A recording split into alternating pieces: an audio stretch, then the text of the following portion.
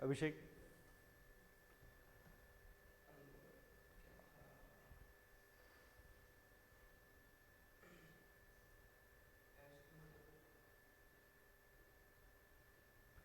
अगर चलो पूरा प्रोविजन भी याद नहीं है तो इसके अंदर 3 पॉइंट याद रखने थे।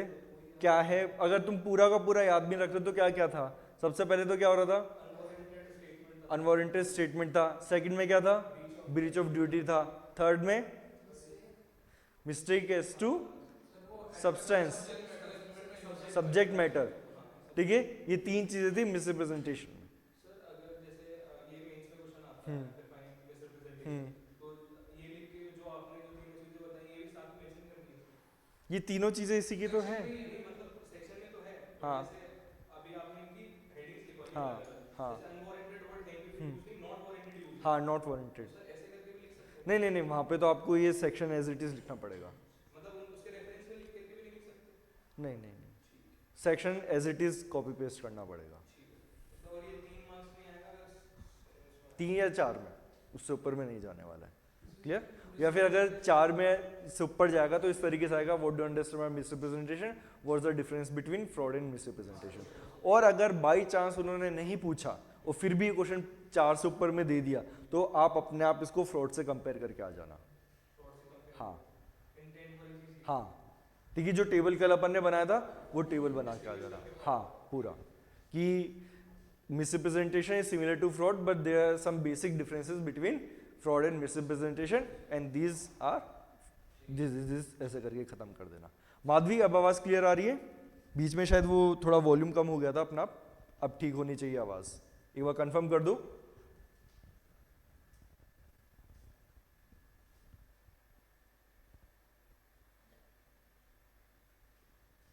ओके, तो अब स्टार्ट करते हैं अपन। इसमें केस है जिसमें दिखाएगा डॉक्ट्रिन ऑफ इक्विटेबल रेस्टिट्यूशन, ये कॉम्पिटेंसी वाले का केस है या मिसरिप्रेजेंटेशन के अंदर ही आएगा? इक्विटेबल रेस्टिट्यूशन ये तो अभी अब पढ़ेंगे आज, माइनर वाले। वो कभी कंफ्यूजन क्योंकि वन लाइन में मिसरिप्रेजेंटेशन के नीचे दे रखा है वो केस जस्ट, और फिर फ्रॉड और डिफरेंशिएट के दे रखा है, तो मुझे लगा मिसरिप्रेजेंटेशन का नाम जो वो है ना इक्विटेबल रेस्टिट्यूशन, ये जो स्पेसिफिकली अपन माइनर के पर्सपेक्टिव में पढ़ेंगे, बट जहाँ पे भी रेस्टिट्यूशन की बात आती है तो यहाँ पे सब होगा, ये आपको 64 65 में देखने को मिलेगा। हाँ, तो वहाँ पे दिया होगा, तो इसलिए वन लाइनर में तो दे दिया, अपन इसको स्पेसिफिकली अभी माइनर के उसमें रिलेशन में पढ़ेंगे। लेकिन जब अपन 64 65 पढ़ेंगे तब आपको समझ में आएगा जो ये रेस्टिट्यूशन वाली जो कंसेप्ट है ये वॉइडेबल कॉन्ट्रैक्ट्स पे लगती है। वॉइडेबल एंड वॉइड दोनों पे, 64 वॉइडेबल के लिए बोलता है, 65 वॉइड के लिए बोलता है। क्लियर है? तो स्टार्ट करें आज का टॉपिक अपना। ओके, तो आज अपन करने वाले हैं कैपेसिटी टू कॉन्ट्रैक्ट।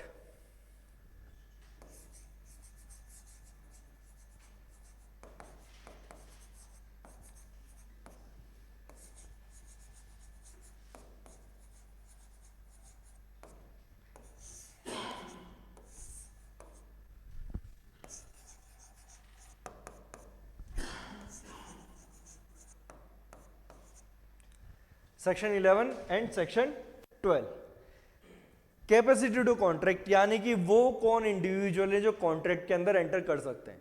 क्या आप एक इंसान के बदले सामने किसी जानवर के साथ कॉन्ट्रैक्ट कर सकते हो या नहीं कर सकते हो? क्या आप किसी फिक्टिशियस पर्सन के साथ कर सकते हो या नहीं कर सकते हो, है ना? तो ये सारी चीजें देखनी पड़ेगी ना अपन को कि कौन वो इंडिविजुअल है जो इस कॉन्ट्रैक्ट का पार्ट बन सकते हैं और वो कौन है जो इस कॉन्ट्रैक्ट का पार्ट नहीं बन सकते। क्योंकि जब तक आपके पास एक डिफाइंड कैटेगरी नहीं होगी कि कौन वो लोग हैं जो कॉन्ट्रैक्ट में एंटर हो सकते हैं, तब तक आप कैसे बताओगे कि अच्छा ठीक है यहाँ पे वैलिड कॉन्ट्रैक्ट था या नहीं था। तो सबसे पहले तो यही पता होना चाहिए कि वो कौन लोग हैं जो कॉन्ट्रैक्ट के अंदर एंटर हो सकते हैं। तो उसके लिए कॉन्ट्रैक्ट के एक्ट के अंदर बहुत क्लियरली मेंशन किया हुआ है कि वो कौन लोग हैं जो कॉन्ट्रैक्ट के अंदर एंटर कर सकते हैं।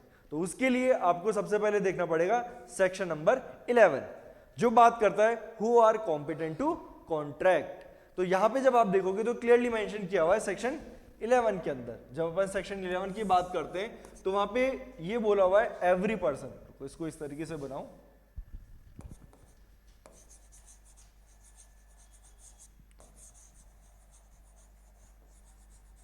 Every person. अब पर्सन लिख दिया, इसका मतलब क्या है? ह्यूमन बीइंग होना चाहिए, है ना?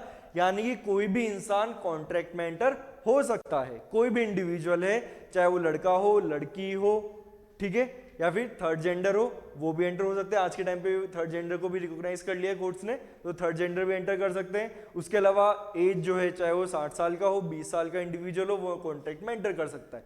तो ये जो वर्ड है इसके हिसाब से तो क्या हुआ, कोई भी इंडिविजुअल है वो कॉन्ट्रैक्ट में एंटर कर सकता है। तो अगर अपन सिर्फ और सिर्फ इस वर्ड तक स्ट्रिक्ट रहे तो क्या निकल के आ रहा है, 5 साल का बच्चा भी और 60 साल का इंसान भी वो कर सकता है, पागल इंसान भी और समझदार इंसान भी। तो कोई भी कॉन्ट्रैक्ट में एंटर हो सकता है। लेकिन क्या इतना ही है, नहीं, इस प्रोविजन में आपको आगे भी दिया हुआ है कि पहले तो बोल दिया कि भैया कोई भी इंसान है वो क्या कर सकता है, कॉन्ट्रैक्ट में एंटर हो सकता है, लेकिन क्या कर दिया, एक्सेप्शन दे दिए। 3 अलग अलग आपको एक्सेप्शंस दे दिए गए कि वो 3 लोग कौन हैं जो कॉन्ट्रैक्ट के अंदर एंटर नहीं कर सकते हैं। पहला, minor,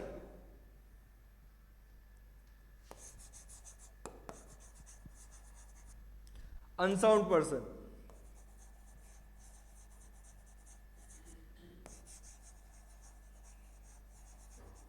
and lastly disqualified person.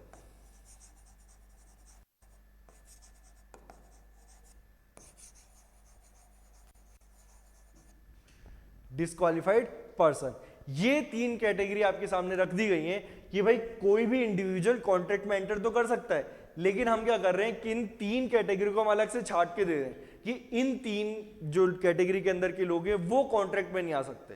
तो आपको किस तरीके से करना है कि except these 3 categories every other person is eligible to enter into contract. तो आपको बस इन 3 कैटेगरी का ध्यान रखना है। अगर इन 3 कैटेगरी में से किसी में भी आप फॉल नहीं कर रहे हो तो आप कॉन्ट्रैक्ट में एंटर कर सकते हो, राइट। तो क्या आप लोग में से कोई भी इन 3 कैटेगरी में फॉल कर रहा है, नहीं कर रहा ना, माइनर तो हो नहीं, 18 प्लस तो हो चुके हो और दिमाग से भी ठीक ठाक ही लग रहे हो, तो अनसाइंड पर्सन तो हो नहीं, और डिस्क्वालिफिकेशन वाला तो आप ही बता पाओगे कि लॉ के थ्रू आपको किसी रीजन की वजह से डिस्क्वालीफाई किया हुआ या फिर नहीं किया हुआ। हाँ वही वो चीज इसमें आती है। तो इंस्टॉलमेंट तो हो नहीं, कमा ही नहीं रहे तो इंस्टॉलमेंट कैसे हो गए, है ना, राइट। तो अभी तो वैसे भी सारा खर्चा घर वाले उठा रहे हैं, क्लियर, ओके। तो यहां पे बात आती है सबसे पहले माइनर की, जो पूरा खेल है माइनर वाले ही पॉइंट का है कि माइनर जो है वो जब कॉन्ट्रैक्ट में आ रहे हैं तो उन कॉन्ट्रैक्ट की क्या वैलिडिटी है। वैसे तो अपन इन सारे ही कॉन्ट्रैक्ट की बात करेंगे, लेकिन स्पेसिफिकली जो माइनर वाला मुद्दा है वो थोड़ा गर्म ही रहता है, वो चर्चा का विषय रहता है हमेशा, क्योंकि सबसे ज्यादा जो फ्रॉड वाले काम होते हैं इसमें ही होते हैं, है ना। और इसमें क्या होगा, जैसे कि माइनर वाली अगर अपन बात करें, ठीक है, माइनर है, इसके साथ इसने कॉन्ट्रैक्ट में जो है वो एंटर हो गए। अब क्या हुआ, फॉर एग्जाम्पल ए ने बोला कि मैं ये जो जमीन है ये मेरे पापा की है ना। अब पापा की डेथ हो गई, किसको मिली, बेटे को मिली, इकलौता बेटा था उसको मिल गई। उसने क्या किया, जमीन किसके नाम पे कर दी, बी के, और बदले में उससे क्या कर लिया, पैसा ले लिया, राइट, पेपर साइन कर दिए। अब क्या हुआ, पैसा तो वो लेके बैठ गया। अब जब बात आई है कि भैया आपको क्या करना है, रजिस्ट्री करवानी है। पहले तो उन्होंने क्या कॉन्ट्रैक्ट ही किया कि चलो हम ये बेच रहे हैं, लेकिन अल्टीमेटली सेल करने के लिए क्या करना होगा, रजिस्ट्री तो करवानी पड़ेगी, सेल डीड बनेगी, रजिस्ट्री होगी, तभी तो प्रॉपर्टी ट्रांसफर होगी। अब जब ये बात आई कि प्रॉपर्टी ट्रांसफर करनी है, सेल डीड रजिस्टर करवानी है, ए मुकर गया कि नहीं मैं तो नहीं कर रहा। अब क्या करेगा बी यही तो बोलेगा कि भैया तुमने तो कॉन्ट्रैक्ट किया था और तुम्हें ये अपना काम करना पड़ेगा, अदरवाइज मैं क्या करूंगा, ब्रीच ऑफ कॉन्ट्रैक्ट के लिए सू करूंगा। ए ने बोला कर ले जो करना है, मैं नहीं कर रहा। बी क्या करेगा, ब्रीच ऑफ कॉन्ट्रैक्ट के लिए सू करेगा। अब जब बी सू करेगा तो ए क्या बोलेगा, सर मैं तो माइनर था, मैं तो एलिजिबल ही नहीं हूं कॉन्ट्रैक्ट में एंटर होने के लिए। तो इस वजह से जब मैं एलिजिबल ही नहीं हूं कॉन्ट्रैक्ट में एंटर होने के लिए तो फिर ये कॉन्ट्रैक्ट ही वैलिड नहीं है। और अगर ये कॉन्ट्रैक्ट वैलिड नहीं है तो मुझे किस बेसिस पे फोर्स किया जा रहा है, जब कॉन्ट्रैक्ट ही वैलिड नहीं है तो आप मुझे कैसे फोर्स कर सकते हो। तो इस सिचुएशन में क्या हो रहा है, जो बी है नुकसान किसको उठाना पड़ रहा है, बी को। ये बी जो है कॉन्ट्रैक्ट एनफोर्स करवा नहीं पा रहा, उसने ऑलरेडी अपना कंसिडरेशन दे दिया है। उसकी साइड से तो कंसिडरेशन क्या था, पैसा, वो तो उसने दे दिया है। तो इस वजह से क्या होता है, ये वाले जो कॉन्ट्रैक्ट्स होते हैं उनमें काफी ज्यादा जो है इशू आते हैं, और यही वो कॉन्ट्रैक्ट है जिनमें रेगुलरली आप इश्यूज जो है फेस करते हो।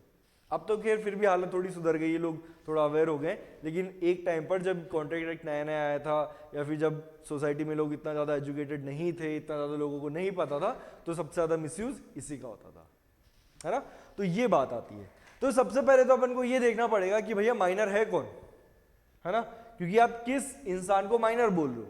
क्या 10 साल का बच्चा माइनर है, 12 साल का है, 18 साल का है, 21 साल का है, कितने साल का इंडिविजुअल है जिसको आप माइनर मानोगे।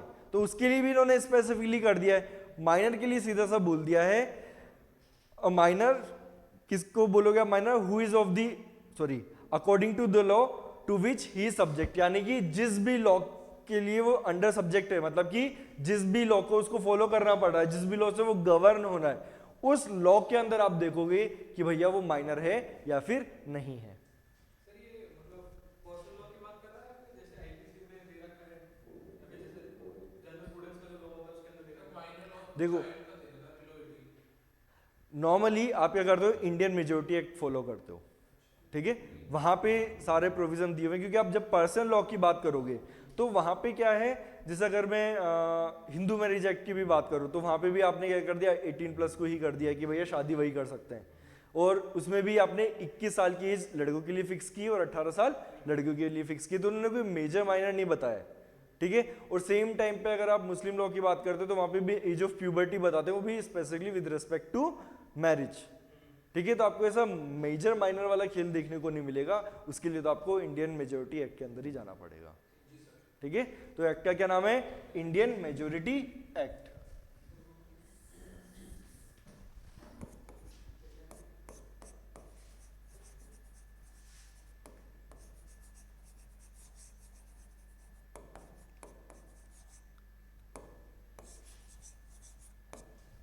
Indian majority act 1875।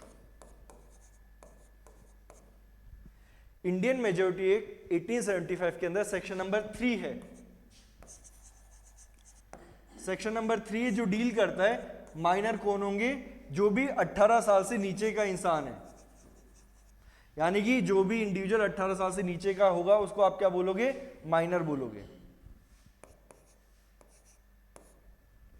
इस साइन का मतलब पता है ना, मैथ्स में पढ़ा है ये, यानी कि कोई भी इंडिविजुअल जो है वो 18 साल से छोटा है, वो इंडिविजुअल आ रहा है इस साइड और 18 साल इस साइड आ रहा है, तो इंडिविजुअल क्या हुआ, 18 साल से छोटा हुआ। तो यानी कि as per section 3 of Indian majority act, कोई भी इंडिविजुअल जो 18 साल से छोटा है उसको आप क्या मानोगे, माइनर मानोगे।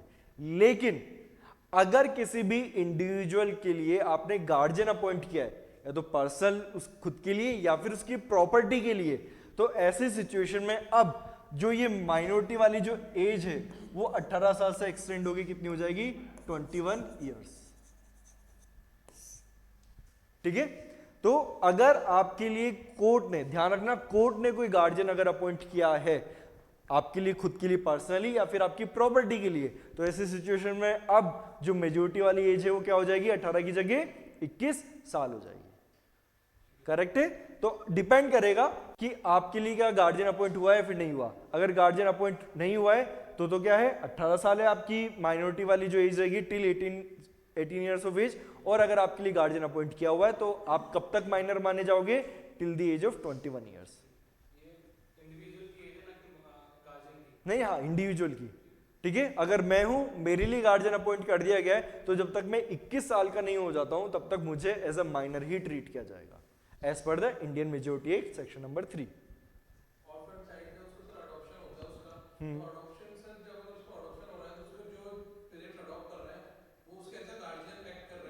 वो जो पेरेंट बन चुके हैं ना, गार्जियन, नॉर्मली गार्जियन अपॉइंट करने का मतलब क्या है कि आपके जो नेचुरल पेरेंट्स है वो नहीं है आपके पास, हाँ। लेकिन जब आप ऑर्फन की जगह आप क्या हो चुके हो, अडॉप्ट हो चुके हो, तो अडॉप्शन में जैसे हुआ वैसे वो आपके पेरेंट्स काउंट होते हैं, तो गार्जियन सिर्फ गार्जियन थोड़ी ना है। और वहां पे भी क्या बोला गया है, लीगली अपॉइंटेड बाय कोर्ट। अरे लेकिन वो एज अ पेरेंट काउंट होते ना, वो गार्जियन नहीं होते। गार्जियन का मतलब क्या है, आपके पेरेंट्स की डेथ हो गई है, अब चाचा चाची ने आपको अडॉप्ट नहीं किया है, लेकिन जो कोर्ट उन्होंने क्या किया है, उनको गार्जियन अपॉइंट कर दिया आपका कि वो गार्जियन है। लेकिन हाँ, वो फॉर्मली अगर आपको अडॉप्ट कर लेते हैं प्रॉपर अडॉप्शन प्रोसेस से, तो अब वो आपके गार्जियन, तो ऑब्वियसली बात है पेरेंट ही गार्जियन होते हैं, लेकिन उनकी एक्चुअल कैपेसिटी क्या है पेरेंट्स की। तो अब आपकी जो एज हो कितनी रहेगी, 18 साल रहेगी, ये है करेक्ट। तो कोई भी इंडिविजुअल जो पेरेंट्स नहीं है, सिर्फ और सिर्फ गार्जियन है, तब क्या देखोगे आप 21 साल, क्योंकि जो नेचुरल पेरेंट्स होते हैं वो गार्जियन भी तो वही होते हैं। तो आप बोलोगे सर ये तो पेरेंट्स है लेकिन गार्जियन भी तो है, तो 21 साल मान लो। नहीं, अगर आपके पेरेंट्स नहीं हैं और आपके लिए कोई गार्जियन अपॉइंट किया हुआ है, ऐसी सिचुएशन में फिर आप 18 की जगह कब तक आपको माइनर माना जाएगा, 21 साल तक, है ना। इस चीज का थोड़ा सा ध्यान रखना, क्योंकि वैसे तो राजस्थान के अंदर ऐसा सिचुएशन नहीं आने वाली है कि आपको इतना घुमा के प्रैक्टिकल क्वेश्चन पूछ ले, बोल दे भैया ये ऑर्फन है और इसके लिए एक ट्रस्टी को गार्जियन अपॉइंट किया हुआ है और उसने कॉन्ट्रैक्ट में एंटर हो गया। तो फिर आपको ये ध्यान रखना पड़ेगा as per Indian majority act, जो इंडिविजुअल है वो कब तक माइनर माना जाएगा, till the age of 21 years. Rajasthan में ऐसा क्वेश्चन आने की मतलब ऑलमोस्ट जीरो चांस है, बट आप अगर अदर स्टेट का भी एग्जाम देते हो तो हो सकता है एक अच्छा क्वेश्चन बनता है ये, है ना। क्योंकि बच्चों के दिमाग में क्या रहता है, जैसे उनके दिमाग में एज क्लिक करती है कि भैया 18 प्लस हो गया, वो बाय डिफॉल्ट क्या मान के चलते हैं कि ये मेजर है ना। तो इस चीज का थोड़ा सा ध्यान रखना कि अगर वो उसके गार्जियन अपॉइंट हुए हैं तो इस सिचुएशन में वो क्या होगा, till the age of 21 years. Clear है ये चीज। सर गार्जियन अपॉइंट होते हुए भी अपने ऊपर वाला एग्जांपल में अगर कॉन्ट्रैक्ट कर रहा है ए बंदा, तो भी वो वैलिड नहीं है ना। गार्जियन अपॉइंटेड है और वो 21 साल से नीचे है और वो कॉन्ट्रैक्ट कर रहा है, हाँ बिलो 18 है वो तो। हाँ बिलो 18 है, और बिलो 18 है तब तो बाय डिफॉल्ट ही है। नहीं मैं कह रहा हूँ, और वो गार्जियन अपॉइंट है पर वो गार्जियन के बिना उसकी पर्सनल हाँ कैपेसिटी में कॉन्ट्रैक्ट में एंटर कर रहा है। भैया बिलो 18 है ना, गार्जियन हो नहीं हो कुछ भी हो, वो वैलिड नहीं है कॉन्ट्रैक्ट। और भाई अगर गार्जियन का भी इन्वॉल्वमेंट आ जाए कॉन्ट्रैक्ट में तो आप उसको वैलिड ठहराओगे। नहीं, बात ये कॉन्ट्रैक्ट कर कौन रहा है वो अभी अपन डिटेल में देखेंगे, ये सारी चीजें कॉन्ट्रैक्ट कर कौन रहा है, किसके बिहाफ पे हो रहा है, कैसे हो रहा है, ये सारी चीजें, ठीक है। अभी तो सिर्फ एज वाले फैक्टर को ध्यान में रख के चलो, आगे चले। अब देखो बात क्या है, अपन ने जब सेक्शन 40 वो 15 16 17 18 पढ़े थे, तो उसकी वैलिडिटी के लिए आपको स्पेशल सेक्शन दिया हुआ है, section number 19 and section number 19A, जहां पे क्लियरली मेंशन्ड है कि ये जो कॉन्ट्रैक्ट्स हैं ये क्या है, वॉइडेबल कॉन्ट्रैक्ट्स हैं, है ना। 19 में भी यही चीज लिखी हुई है कि coercion, fraud and misrepresentation, undue influence वाला 19A में है, लेकिन दोनों में सेम बात लिखी हुई है कि कॉन्ट्रैक्ट क्या होंगे, वॉइडेबल होंगे। लेकिन देखो बात क्या है, जो सेक्शन नंबर 11 है जिसमें ये तो बोल दिया है कि जो कॉम्पिटेंट पर्सन है वो कौन होंगे, कोई भी पर्सन एक्सेप्ट दीज 3 पर्सन, लेकिन ये नहीं बताया कि अगर ये 3 इंडिविजुअल जो हैं, ये 3 कैटेगरी के जो पर्सन है, अगर वो कॉन्ट्रैक्ट में एंटर करते हैं तो फिर उनकी वैलिडिटी क्या रहेगी, क्या वो वॉइड रहेंगे या फिर क्या वो वॉइडेबल रहेंगे, है ना। तो लूपहोल आ गया, क्या आप इसको मानोगे क्या, और कहीं पे भी डिफाइन नहीं है कि क्या माना जाएगा। तो ये ऐसी सिचुएशन जब लूपहोल है तो आपको कहां जाना पड़ेगा, जजमेंट्स पे जाना पड़ेगा, वहां से चीज निकल के आएगी। तो इसके लिए जो फेमस जजमेंट है जिसका नाम आपने सबने सुना होगा, आई डोंट थिंक कोई ऐसा इंडिविजुअल है जिसने इसका नाम ना सुना हो, केस के बारे में पता हो नहीं पता उससे फर्क नहीं पड़ रहा, लेकिन नाम आप सबने सुना होगा। कौन सा केस है, मोहरी बीबी वर्सेस धर्मोदास घोष।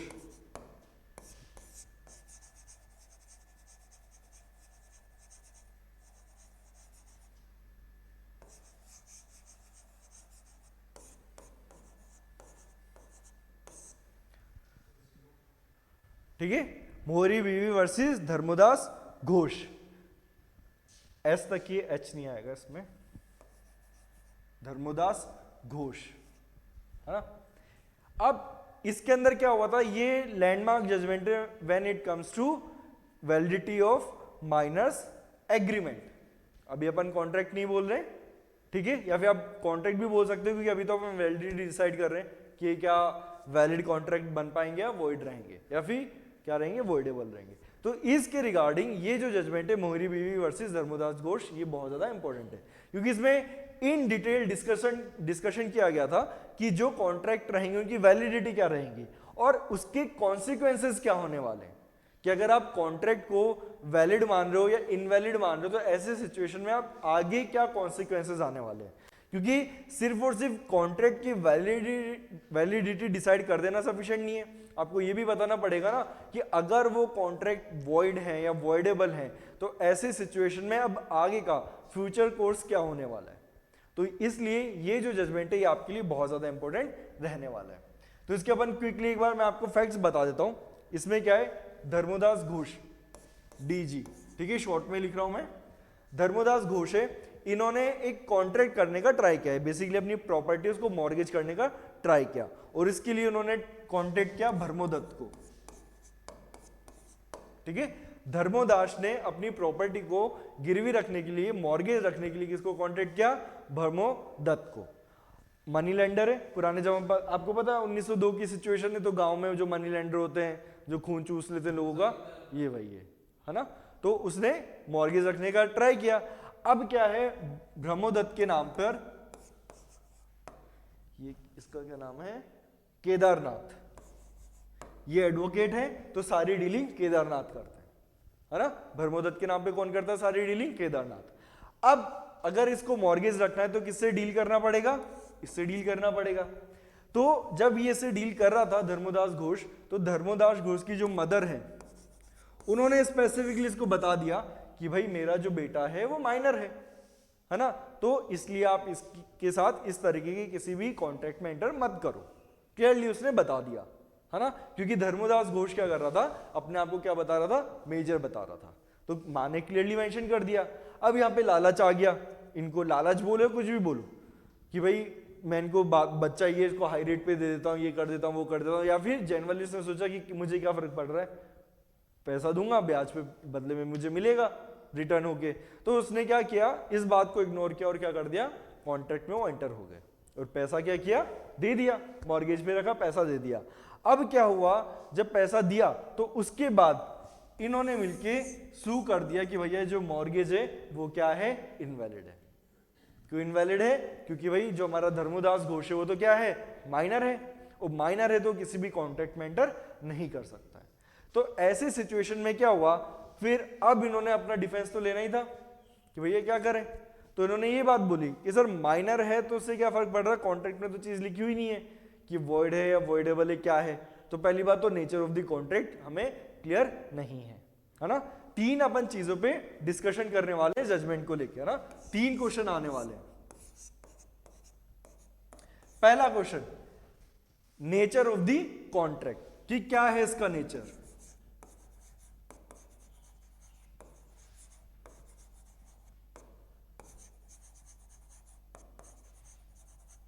पहला क्वेश्चन आने वाला है नेचर ऑफ द कॉन्ट्रैक्ट, कि इस कॉन्ट्रैक्ट का नेचर क्या होने वाला है। दूसरा, प्रिंसिपल ऑफ एस्टोपल,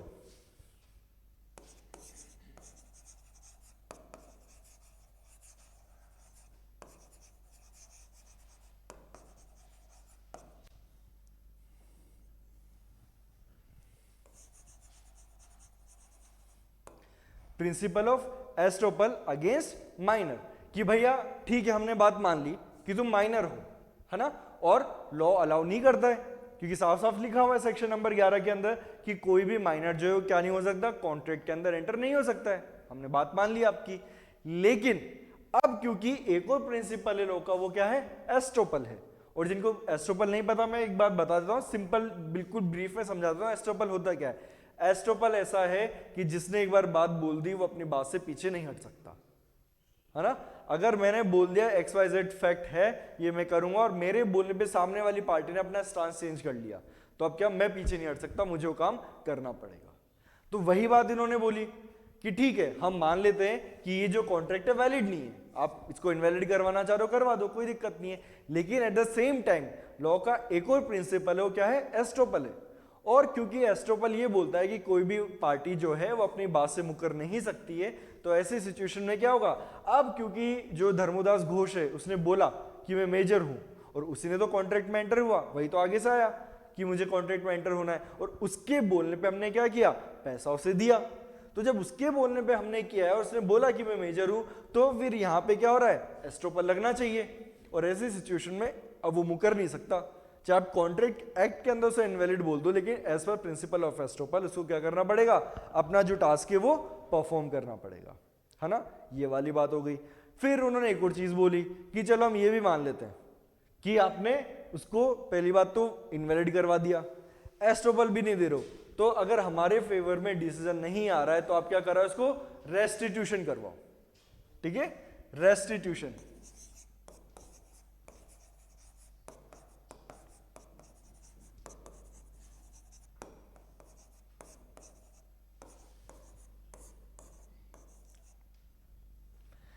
कि इसने जो हमसे पैसे लिए, आप भूल जाओ कि हमें इंटरेस्ट चाहिए, हमें इंटरेस्ट नहीं चाहिए। आप तो क्या करो, जो हमने प्रिंसिपल जो अमाउंट दिया है, जो सूद ही बोलते हैं ना, है ना, सूद होता है ना जिसको प्रिंसिपल अमाउंट बोलते हैं। अच्छा मूल, हाँ सूद तो इंटरेस्ट होता है, हाँ सूदखोरी, हाँ। तो जो मूल है वही हमें वापस दिलवा दो, ब्याज तो चाहे दिलवाओ मत दिलवाओ, प्रिंसिपल अमाउंट तो हमें दिलवाओ आप, है ना। तो आप क्या करो, रेस्टिट्यूशन करो अंडर सेक्शन 64 या फिर सेक्शन नंबर 65। और अगर आप यहां पर भी नहीं करवाना चाह रहे हो तो फिर उन्होंने एक और एडिशनल रेस्टिट्यूशन के अंदर एक और सब पॉइंट ऐड कर दिया कि अगर आप हमें 64 65 में नहीं करवा पा रहे हो तो एसआरए सेक्शन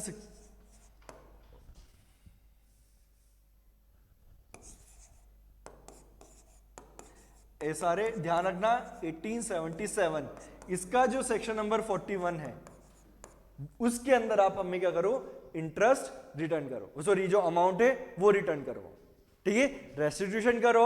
अगर रेस्टिट्यूशन 64 65 में नहीं करवा पा रहे हो तो आप क्या करो, फिर हम हमारे लिए आप section number 41 of specific relief act 1877 के अंदर हमें रिलीफ दिलवाओ।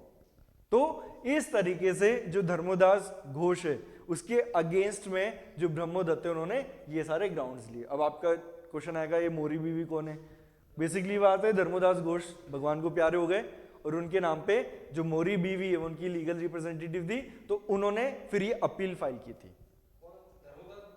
सॉरी, ब्रह्मोदत्त जो है वो भगवान को प्यारे हो गए, उनके बेसिस पे मोरी बीवी ने कंटिन्यू किया और ये जो अपन फाइनल जो जजमेंट पढ़ रहे हो अपील का जजमेंट है, तो अपील उन्होंने फाइल की थी।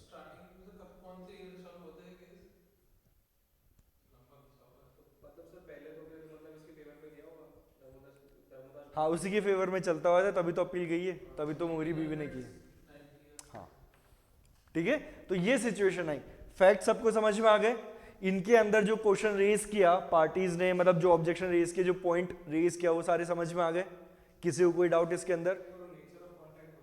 वो तो अभी अपन डिसाइड करें। क्वेश्चन समझ में आ गए कि उन्होंने क्यों पूछा, क्योंकि अभी तो अपन ने कुछ किया ही नहीं है, अभी तो सिर्फ मैंने क्वेश्चन समझा है आपको, है ना।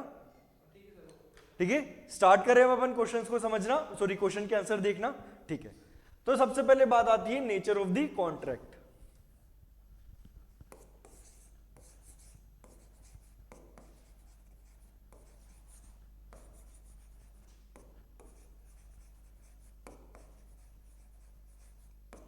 अगर नेचर ऑफ द कॉन्ट्रैक्ट की बात करें तो as per Indian contract act कितने टाइप का कॉन्ट्रैक्ट हो सकता है?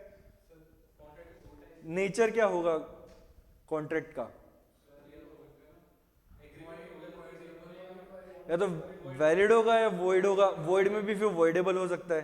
तो अगर अपन सिंप्लीफाई करना चाहे तो तीन हो सकते हैं, या तो वैलिड कॉन्ट्रैक्ट हो सकता है,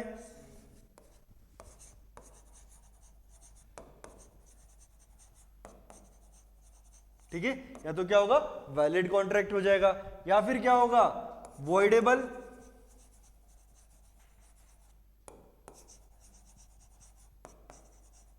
वॉइडेबल कॉन्ट्रैक्ट हो गया, या फिर तीसरा क्या है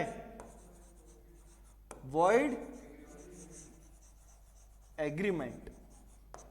वॉइड एग्रीमेंट हो जाएगा। इन तीन में से कोई एक ही सिचुएशन हो सकती है, चौथा तो कुछ है ही नहीं, पॉसिबल ही नहीं है। तो यहां पे कोर्ट ने डिसाइड किया कि क्या होना चाहिए। अब सीधी सी बात है भैया, जब मना कर रखा है कि इसके नाम पे कॉन्ट्रैक्ट नहीं हो सकता है, ये कॉम्पिटेंट नहीं है कॉन्ट्रैक्ट करने के लिए, तो सीधी सी बात है ये तो नहीं होगा, है ना। तो ये वाला ऑप्शन तो आप हटा दो, एलिमिनेट कर दो। अब बचते हमारे सामने दो, वॉइडेबल कॉन्ट्रैक्ट या फिर वॉइड एग्रीमेंट। तो उसके अंदर कोर्ट ने बोला कि वॉइडेबल भी नहीं है, ये क्या है वॉइड है, वॉइड एग्रीमेंट है, और उसमें भी वॉइड एब इनिशियो। ठीक है, क्या बोल दिया वॉइड एब इनिशियो।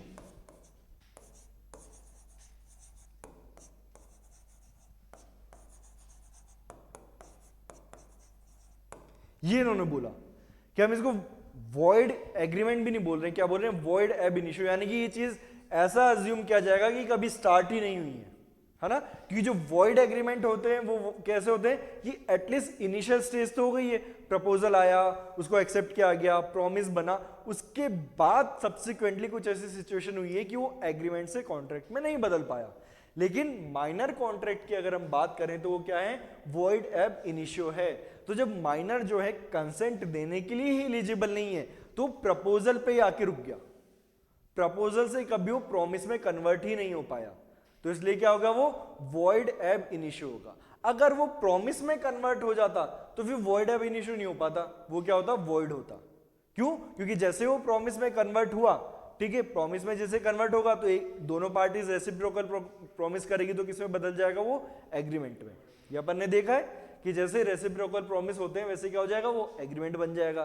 तो कोर्ट ने यही बोला कि हम यहाँ पे इसको वॉइड एग्रीमेंट नहीं, वॉइड एग्रीमेंट से भी एक स्टेप आगे लेके जा रहे हैं। क्या बोल रहे हैं, इसको वॉइड एब इनिशियो बोल रहे हैं। और यानी कि वॉइड एब इनिशियो का मतलब क्या है कि ऐसा अज्यूम किया जा रहा है कि यहाँ पे फर्स्ट चांस पे कभी प्रॉमिस था ही नहीं, एग्रीमेंट तो दूर की बात है कि आपने सिर्फ प्रपोजल भेजा और इस तरीके से माना जाएगा कि वो प्रपोजल कभी एक्सेप्ट ही नहीं हुआ है। क्यों, क्योंकि जो माइनर है वो कभी भी कंसेंट देने के लिए क्या नहीं है, एलिजिबल नहीं है।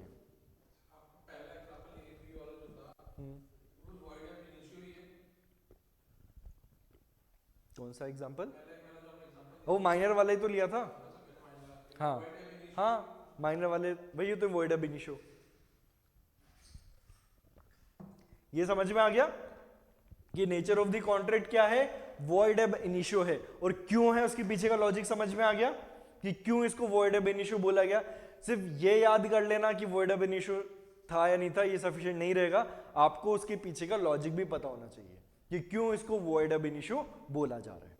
क्लियर रहेगी ये चीज, ठीक है। तो पहला क्वेश्चन किसी को कोई डाउट नहीं इसके अंदर, सबसे सिंपल क्वेश्चन था और सबसे सिंपल आंसर इसका देखने को मिल रहा है। सेकंड क्वेश्चन क्या है, एस्टोपल।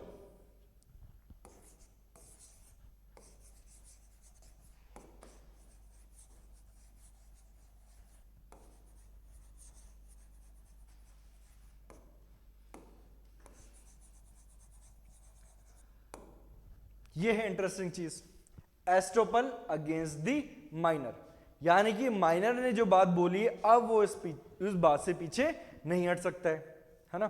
क्यों, क्योंकि उन्होंने क्या बोला कि चलो ठीक है, अगर वॉइड अब इनिशियो है तो हम क्या कर रहे हैं यहाँ पे, अब कौन सा रूल अप्लाई करेंगे, एस्टोपल का। तो इसलिए आप हमें हमारे पैसे वापस दिलवाओ, आप या तो पैसे वापस दिलवाओ या फिर इससे ये जो मॉर्गेज जो इसने बोला था वो आप इसे कंप्लीट करवाओ, कि हमें क्या करो, मॉर्गेज में प्रॉपर्टी ट्रांसफर करवाओ, ठीक है। तो आप क्या करो, एस्टोपल फॉलो करो। तो कोर्ट ने बोला कि भाई देखो, आपकी बात हम मान लेते हैं एक बार को कि एस्टोपल अप्लाई करना चाहिए, लेकिन हमें इसके लीगल कॉन्सिक्वेंसेस देखने पड़ेंगे अगर हमने आपका एस्टोपल वाला जो प्रे है, जो पॉइंट है, उसको एक्सेप्ट कर लिया तो कोर्ट ने इसको कुछ इस तरीके से समझाया कि बात समझो कि अगर हम यहां पर बोल रहे हैं कि कॉन्ट्रैक्ट क्या है, वॉइड एब इनिशियो है, यानी कि आप उसके अंदर किसी भी तरीके से कोई भी चीज परफॉर्म नहीं करवा सकते हो, है ना, कोई भी चीज परफॉर्म नहीं करवा सकते हो। तो अगर आप सेक्शन 11 को देखो तो उसका पर्पस ही ये है कि माइनर को प्रोटेक्ट करना, कि उनके अगेंस्ट में कोई किसी भी तरीके से कोई कॉन्ट्रैक्ट ना कर पाए, उनका कोई मिसयूज ना करे। तो इसलिए हम क्या कर रहे हैं, माइनर के अगेंस्ट में जितने भी कॉन्ट्रैक्ट होंगे उन्हें क्या कर रहे हैं, वॉइड डिक्लेयर कर रहे हैं। लेकिन अब आप क्या कर रहे हो, अगर आप एस्टोपल का प्रिंसिपल अप्लाई करवाना चाह रहे हो, now you are defeating the very purpose of the section 11। क्योंकि अगर आपने एस्टोपल अप्लाई करवा दिया तो उसका अल्टीमेट रिजल्ट क्या निकलेगा कि आप माइनर के अगेंस्ट में कॉन्ट्रैक्ट को क्या करवा रहे हो, एनफोर्स करवा रहे हो, यही मतलब निकलेगा ना। अगर आपने क्या किया, प्रिंसिपल ऑफ एस्टोपल को, ठीक है, ओके मोहित, एक बार मैं रिपीट करता हूं, एक बार मैं ये वाला पॉइंट कंप्लीट कर लूं।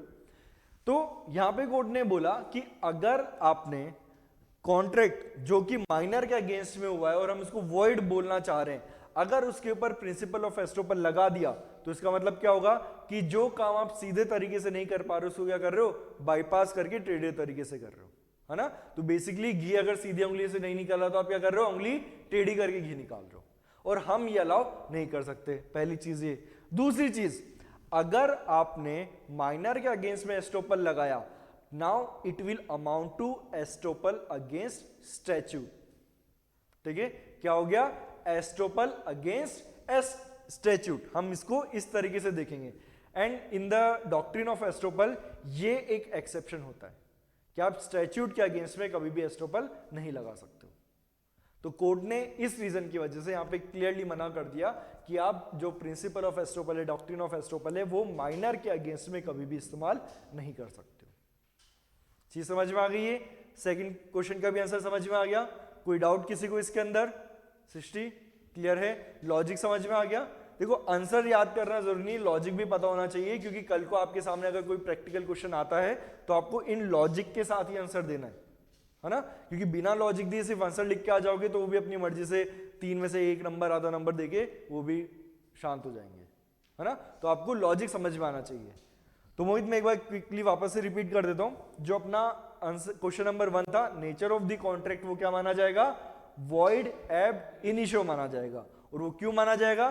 क्योंकि इस तरीके से काउंट होगा जैसे कि कभी कोई ओरिजिनल प्रॉमिस था ही नहीं। सिर्फ और सिर्फ क्या था कि ए ने बी को प्रपोजल दिया। अब क्योंकि बी क्या है? माइनर है, और माइनर कंसेंट दे ही नहीं सकता, वैलिड कंसेंट दे ही नहीं सकता। तो अगर माइनर वैलिड कंसेंट नहीं दे सकता है तो उसका प्रपोजल, यानी कि उसको दिया हुआ प्रपोजल कभी भी प्रपोजल से किस में शिफ्ट नहीं होगा? प्रॉमिस में शिफ्ट नहीं होगा। और अगर वो कभी प्रॉमिस में शिफ्ट होगा ही नहीं तो इसका मतलब क्या है? कभी वो एग्रीमेंट भी नहीं बन पाएगा। तो इस रीजन की वजह से हम कभी भी माइनर के कॉन्ट्रैक्ट को वॉइड नहीं बोलेंगे, उसको क्या बोलेंगे? वॉइड एब इनिशियो बोलेंगे। क्लियर है चीज?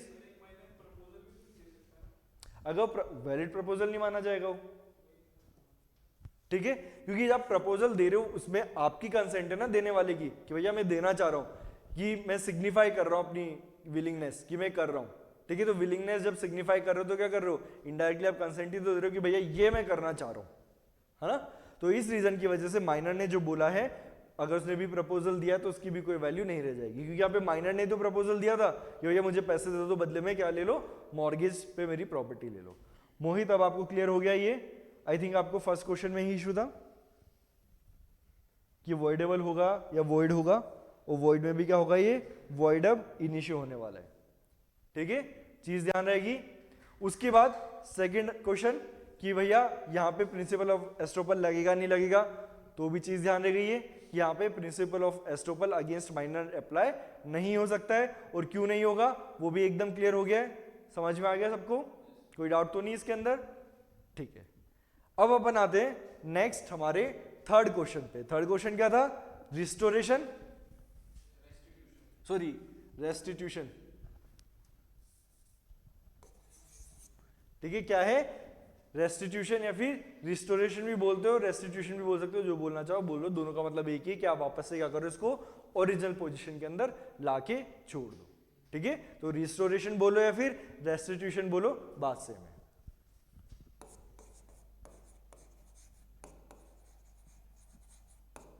रिस्टोरेशन करवाओ आप, ठीक है? और रिस्टोरेशन में भी अब उन्होंने दो अलग अलग पॉइंट उठा दिए। 3.1 इसके अंदर क्या बोला? सेक्शन नंबर 64 या फिर 65, और इधर क्या बोल दिया? SRA 1877 इसका सेक्शन नंबर 41 ये बोल दिया। तो पहले अपन देखते हैं सेक्शन नंबर 64 एंड 65। तो एक बार क्विकली अपने बैरेक्ट में सेक्शन नंबर ओपन कर लो। अपन सिर्फ ऊपर ऊपर से देखेंगे, डिटेल में आज अपन इनको कवर नहीं करने वाले हैं। सिर्फ एक बार देख लेते हैं कि ये सेक्शन बोलते क्या है, ताकि आपको भी पता रहे कि उन्होंने क्यों ये लॉजिक दिया था। क्लियर करें?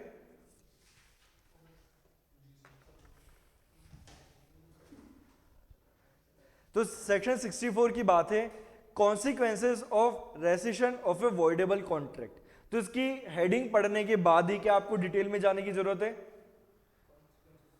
Consequences of rescission of a voidable contract.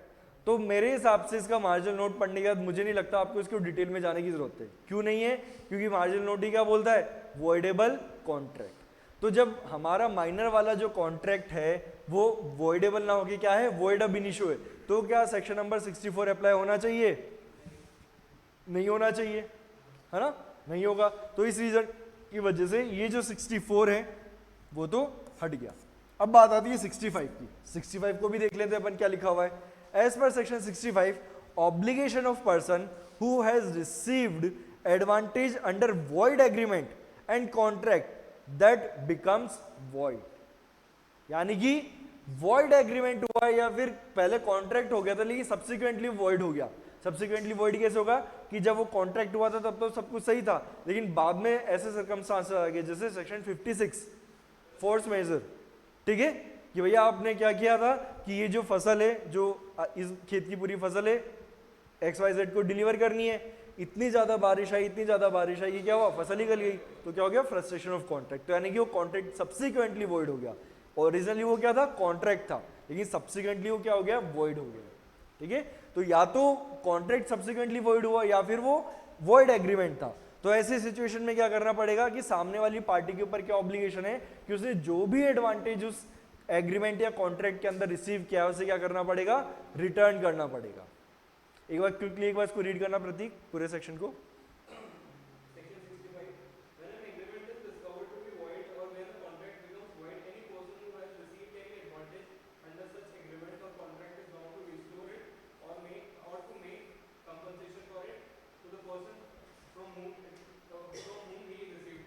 ठीक है, तो क्या बोला जा रहा है कि अगर आपने वॉइड एग्रीमेंट किया था या फिर कॉन्ट्रैक्ट वॉइड था, मैं नहीं सॉरी सब्सिक्वेंटली वॉइड हो गया, तो अब आपको क्या करना पड़ेगा, जो भी एडवांटेज आपने रिसीव किया है उसको क्या करना पड़ेगा, कंपनसेट करना पड़ेगा दो से वापस। तो यहाँ पे जो अपना ये धर्मदास घोष है उसने पैसा ले लिया था, राइट, वो बदले में मॉर्गेज कर नहीं रहा है, तो यानी कि उसको एडवांटेज हो गया कि पैसा उसके पास आ गया है, तो एज पर सेक्शन 65 उसे क्या करना पड़ेगा, रिटर्न करना पड़ेगा। तो आप लोग थोड़ा सा दिमाग लगाओ कि क्या यहाँ पे सेक्शन नंबर 65 एप्लीकेबल होगा या फिर नहीं होगा। और मेरे हिसाब से आपको इसका आंसर मिल जाना चाहिए अभी तक तो। हाँ हाँ, ठीक है, प्रीवी काउंसिल का लॉजिक समझ में आ गया कि भैया यहाँ पे सेक्शन 65 क्या बोलता है कि या तो क्या होना चाहिए, वो वॉइड एग्रीमेंट होना चाहिए या फिर क्या होना चाहिए, कॉन्ट्रैक्ट सब्सिक्वेंटली वॉइड होना चाहिए। तो पहली बात तो कॉन्ट्रैक्ट तो था ही नहीं है, तो सब्सिक्वेंटली वॉइड होने वाली बात तो हटा दो आप, तो ये वाला पॉइंट हटा दो। बचती है बात आपकी कौन सी, कि क्या ये एग्रीमेंट जो है वॉइड एग्रीमेंट है या फिर नहीं है। तो अभी अभी हमने समझा कि ये पहली स्टेज पे एग्रीमेंट था ही नहीं, वॉइड एग्रीमेंट की तो दूर की बात है, ये क्या था, वॉइड अब इनिशियो था। तो इस रीजन की वजह से क्या होगा, अब यहां पर आप इस सेक्शन का इस्तेमाल नहीं कर सकते, सेक्शन 65 अप्लाई नहीं होगा। तो चीज समझ में आ गई कि एक इतनी सी बात, आपके दिमाग में तो क्या होता, अरे यार वॉइड एग्रीमेंट लिखा हुआ है तो क्या बात है, वॉइड एग्रीमेंट ही तो हो रहा है, अपन दिलवा देते हैं, ये बात आती है दिमाग में। तो इसलिए वहां पे जो जज बैठे हैं वो कितना डिटेल में जाके चीजों को सोचते हैं, एक एक वर्ड को किस तरीके से इंटरप्रेट किया जाता है और कहाँ पे वो अप्लाई हो रहा है। हाँ, ऑलमोस्ट 1902 में हुआ ये, 2025 चल रहा है ये, ऑलमोस्ट 125 साल पहले ये चीज आ चुकी थी कि भैया इस तरीके से आप नहीं कर सकते। अब दूसरी बात आती है, उन्होंने बोला सर अब इसमें भी नहीं मानो तो इसमें तो मान जाओ, मतलब आप कोई बात ही नहीं मान रहे हो, इसमें तो मानो। तो अपन एक बार देख लेते हैं सेक्शन नंबर 41 ऑफ SRA 1877 क्या बोलता है। हाँ, ठीक है, SRA सेक्शन 41 क्या बोलता है। अब ध्यान रखना ये कौन सा SRA 1877 का, करंटली कौन सा SRA चलता है, 1963, है ना। अब क्योंकि जो अपना केस है 1902 का है तो कौन सा SRA फॉलो किया होगा, ये वाला किया होगा। तो सेक्शन नंबर 41 क्या बोलता है ये अपन देख लेते हैं। And on adjudging the cancellation of an instrument, the court may, इस चीज को ध्यान रखना, the court may require the party to whom such relief is granted to make any compensation to the other which justice may require। तो यानी क्या बोला जा रहा है कि अगर किसी पार्टी ने क्या किया है, कोर्ट के अंदर प्रोसीडिंग स्टार्ट की है कि भैया इस इंस्ट्रूमेंट को क्या करो, आप कैंसिल करो। अब ध्यान रखना, on adjudging the cancellation of an instrument the court में require the party whom such relief is granted, to whom such relief is granted, यानी कि प्लेंटिफ को मिला ना रिलीफ, प्लेंटिफ ने तो किया था कि मुझे भैया ये इंस्ट्रूमेंट क्या चाहिए, कैंसिल करके दो, अदरवाइज क्या होगा, मेरे खिलाफ इसका गलत इस्तेमाल किया जा सकता है। तो यानी कि प्लेंटिफ के अगेंस्ट में तो सॉरी प्लेंटिफ के फेवर में तो आपने डिसीजन दिया कि भैया इसको क्या करो, कैंसिल कर दो, ठीक है। तो कोर्ट ये जो सेक्शन 41 है वो क्या बोलता है कि कोर्ट क्या कर सकता है कि अगर उन्हें लगता है कि जस्टिस के अकॉर्डिंग ये पैसा रिटर्न, सॉरी जो भी बेनिफिट है वो रिटर्न करना पड़ेगा, जो कंपनसेशन देना पड़ेगा, तो आप दिलवाओ। अगर आप कैंसिल कर रहे हो तो आप क्या करो, सामने वाली पार्टी को वो कंपनसेशन दिलवा के दो, क्योंकि क्या हो रहा है, जिसने कैंसिल करवाया है उसका तो बेनिफिट हो गया, उसे कुछ नहीं करना पड़ रहा। लेकिन बाई चांस उस एग्रीमेंट में, उस इंस्ट्रूमेंट में उसने कुछ बेनिफिट उठा लिया है, या फिर उस इंस्ट्रूमेंट के होने की वजह से अपोजिट पार्टी को कुछ नुकसान हो रहा है, जस्ट बिकॉज वो इंस्ट्रूमेंट था, तो उस नुकसान की कोई तो भरपाई करेगा। तो अगर कोर्ट को लग रहा है कि ये जो प्लेंटिफ हमारे सामने आया है उसको ये कंपनसेशन देना चाहिए, मतलब कि वो पे करना चाहिए, तो फिर वो कंपनसेशन पे करने के लिए बोल सकते हैं। तो आप लोग मुझे ये बताओ कि क्या यहाँ पर आपके अकॉर्डिंग यहाँ पे जो अपना धर्मोदास घोष है, क्या उसको पेमेंट करना चाहिए था? क्योंकि उसने पैसे तो ले लिए, सामने वाली पार्टी का नुकसान हो गया है, तो आपके अकॉर्डिंग क्या यहाँ पर उसको आप बोल सकते हो कि आप दो? क्योंकि पहली बात तो मैं लिखा हुआ है, तो कोर्ट का डिस्क्रिप्शन है, आप कोर्ट हो, तो आप लोग मुझे बताओ क्या आपके अकॉर्डिंग यहाँ पर उसको कंपनसेशन देना चाहिए था?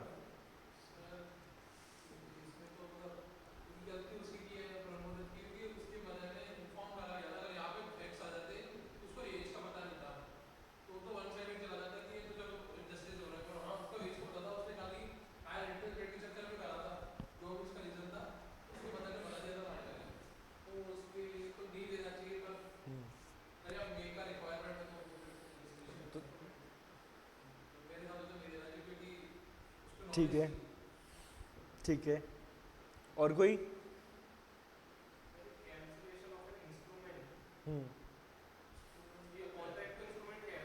क्या?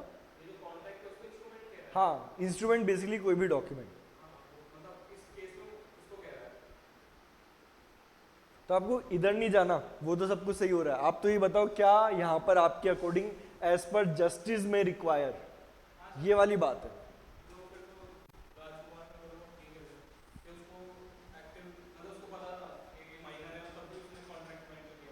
ठीक है, सृष्टि?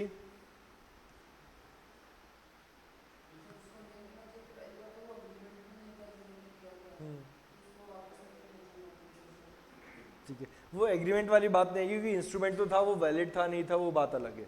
वो इनवैलिड था तभी तो आप उसको कैंसिल करवा रहे हो, क्योंकि वैलिड था तो कैंसिल तो करवाओगे नहीं, इनवैलिड था तभी आपने उसको कैंसिल करवाया फॉर्मली, तो वो बात है। तो यानी कि आप लोगों ने मोटी मोटी सही बात पकड़ी है कि भैया जब उसके एडवोकेट को यानी कि केदारनाथ को बता दिया गया था स्पेसिफिकली कि ये माइनर है, फिर भी अगर उन्होंने उस एग्रीमेंट के अंदर वो एंटर करने का ट्राई कर रहे हैं, यानी कि उन्होंने एग्रीमेंट तो कर लिया, तो इसका मतलब गलती किसकी है? उन्हीं की तो है। तो अगर उन्हीं की गलती है तो ऐसी सिचुएशन में अब वो सेक्शन नंबर 41 का बेनिफिट नहीं ले सकता। क्लियर हो गया? सब क्वेश्चंस के अंदर के जो लॉजिक थे, जो आंसर थे, पहली बात तो सबसे पहले आपको आंसर समझ में आ गए, चारों क्वेश्चन मतलब कि तीनों क्वेश्चन की जो मतलब है समझ में आए, आंसर समझ में आए, और आंसर के पीछे के लॉजिक समझ में आ गए। पक्का ध्यान रहेंगे सारे लॉजिक, क्योंकि देखो कल को कोई भी प्रैक्टिकल क्वेश्चन अगर आपके सामने आता है तो दो तरीके से आएगा, या तो आपको डायरेक्टली बोल देंगे कि धर्मोदास घोष के अंदर के मतलब वो जजमेंट को एक्सप्लेन करो, ये डायरेक्ट केस बेस्ड आ गया। दूसरा क्या होगा, एक इलस्ट्रेशन बना के देंगे जो डायरेक्टली इस केस का ही इलस्ट्रेशन होगा, तब भी आपको यही करना है। तीसरा एक रैंडम इलस्ट्रेशन बना के देंगे जिनमें से आपको इन चार में से कोई एक क्वेश्चन के साथ डील करना पड़ जाएगा, या फिर चारों के साथ डील करना पड़ेगा। तो ये वाली सिचुएशन है। तो इसलिए लॉजिक क्या आपको समझ में आ रहा है?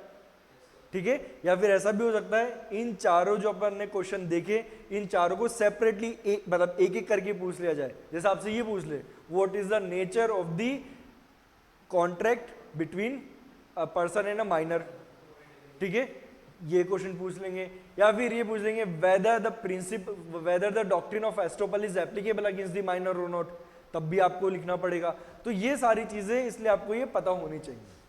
तो ये क्या आपको जजमेंट क्लियर हो गया है? क्या मैं मान लूं हो गया क्लियर एकदम? ओके,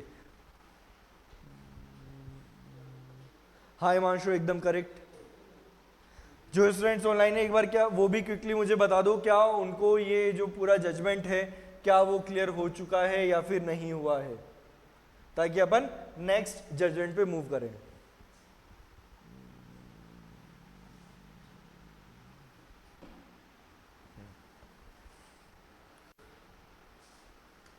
कोई डाउट? हाँ एक तो सर कि जो केदारनाथ है फैक्ट से बता दिया कि भाई उसने जो ये उसको पता चल गया है कि ये मेजर है, इंफॉर्मेशन उसने भी दी और वहाँ कहीं और से भी आ गया है। दोनों रीजंस में उसने ब्रह्मदत्त को नहीं बताया है, वो फर्क नहीं पड़ेगा ना कॉन्ट्रैक्ट में। नहीं पड़ेगा क्योंकि वो उसका एजेंट है। मैटर नहीं है, हाँ, अगर कोई भी चीज़ एजेंट की नॉलेज में आ जाती है और वो अपने विद इन दी पावर जिसको एज एजेंट मिली हुई है उसके अंदर वो अगर वो काम कर रहा है तो फिर ये माना जाएगा कि भैया प्रिंसिपल तक नॉलेज है। सेक्शन 41 है 63 के अंदर है क्या ये सेक्शन? नहीं, हाँ, सेक्शन 33 वो अभी अपन जब थर्ड जजमेंट करेंगे तब उससे डील करेंगे।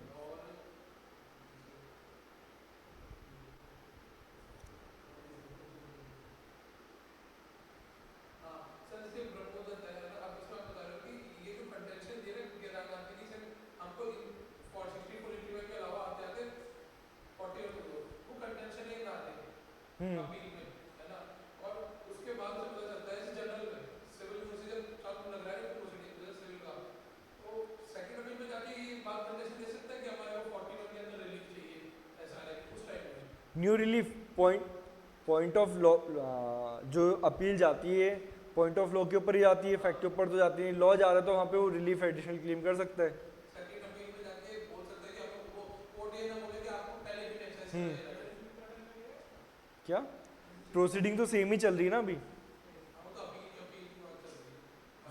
वो तो तब लगता है जब आप न्यू प्रोसीडिंग स्टार्ट करते हो, प्रोसीडिंग तो सेम ही चल रही है वो।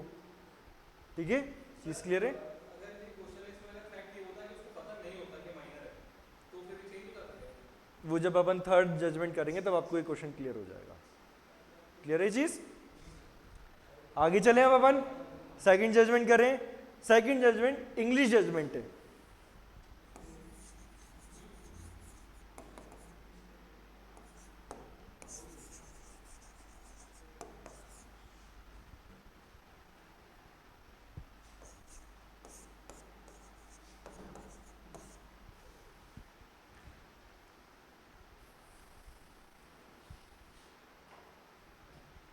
अब यहाँ पे क्या हो रहा है, धर्मदास घोष में पूरा जो आपका वो था ब्लूप्रिंट वो बना के दे दिया कि भैया ऐसे ऐसे आपको माइनर कॉन्ट्रैक्ट से डील करना है।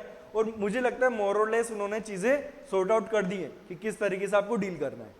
अब क्या हुआ, बात घूम के आती है रेस्टिट्यूशन पे, क्योंकि एक चीज जो है वो खटक की सबके मामले में वो ये कि भैया ठीक है हमने मान लिया वॉइड अब इनिशियो, आप उसको फोर्स मत करो कुछ मत करो, लेकिन इस तरीके से कोई नाजायज फायदा उठा रहा है तो उसका भी तो कुछ करो, है ना। क्योंकि ऐसा तो नहीं है ना कि आप एक पार्टी को अननेसेसरली बेनिफिट दे रहे हो कि जो आपका कॉमन लॉ किसके ऊपर बेस्ड है, justice equity and good conscience.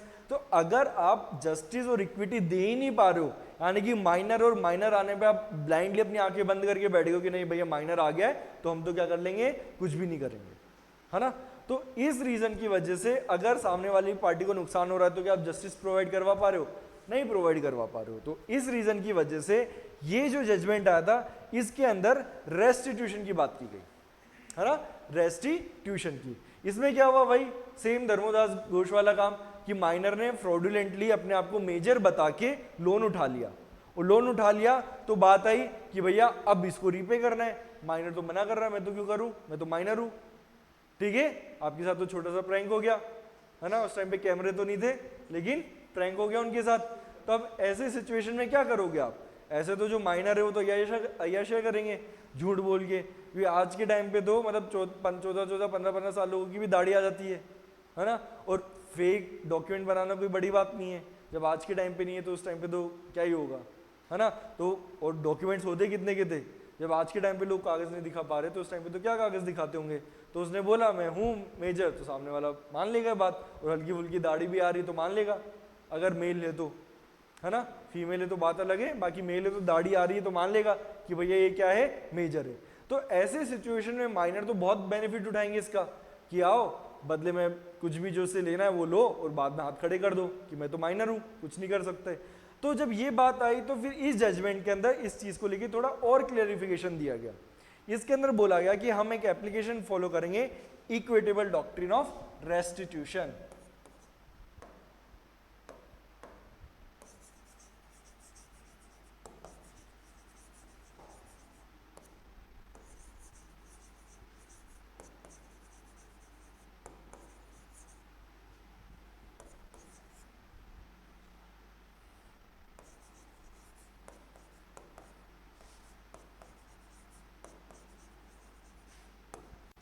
Equitable doctrine of restitution. इसके अंदर क्या बोला गया कि भाई अगर यहाँ पे ऐसी सिचुएशन आ रही है कि एक पार्टी जो है अननेसेसरी बेनिफिट उठा रही है, तो आप क्या करो, अब उसको रिस्टोर करवाओ। यानी कि अगर मुझसे प्रतीक ने कुछ सामान ले लिया, ठीक है, इस प्रीटेक्स्ट में कि भैया मैं तो मेजर हूं, है ना, और अपन कॉन्ट्रैक्ट कर रहे हैं, आप ऐसा करो ये गाड़ी मुझे बेच दो। मैंने कहा ठीक है भाई, मेजर है, मैं 1 लाख रुपए में बेचने को तैयार हूँ। उसने बोला ठीक है, मैं पैसा देने को तैयार हूँ, लेकिन पहले आप मुझे डिलीवरी दो, पैसा मैं आपको कल दूंगा। मैंने कहा यार ठीक है, जानकार है अपना, दे देते हैं, कौन सी बड़ी बात हो गई। ये गाड़ी ले गया। अब गाड़ी ले गया तो अब ऐसी सिचुएशन जब पैसे देने की बारी आई तो उसने हाथ खड़े कर दिए कि नहीं मैं तो नहीं दे रहा पैसे। अब क्यों? क्योंकि मैं तो माइनर हूं, तो अब गाड़ी वापस दे। मैं क्यों दूं?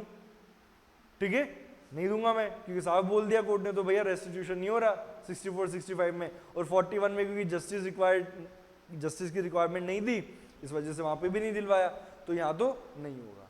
तो ऐसी सिचुएशन में यहाँ पे कौन सी डॉक्ट्रिन आई? Equitable doctrine of restitution.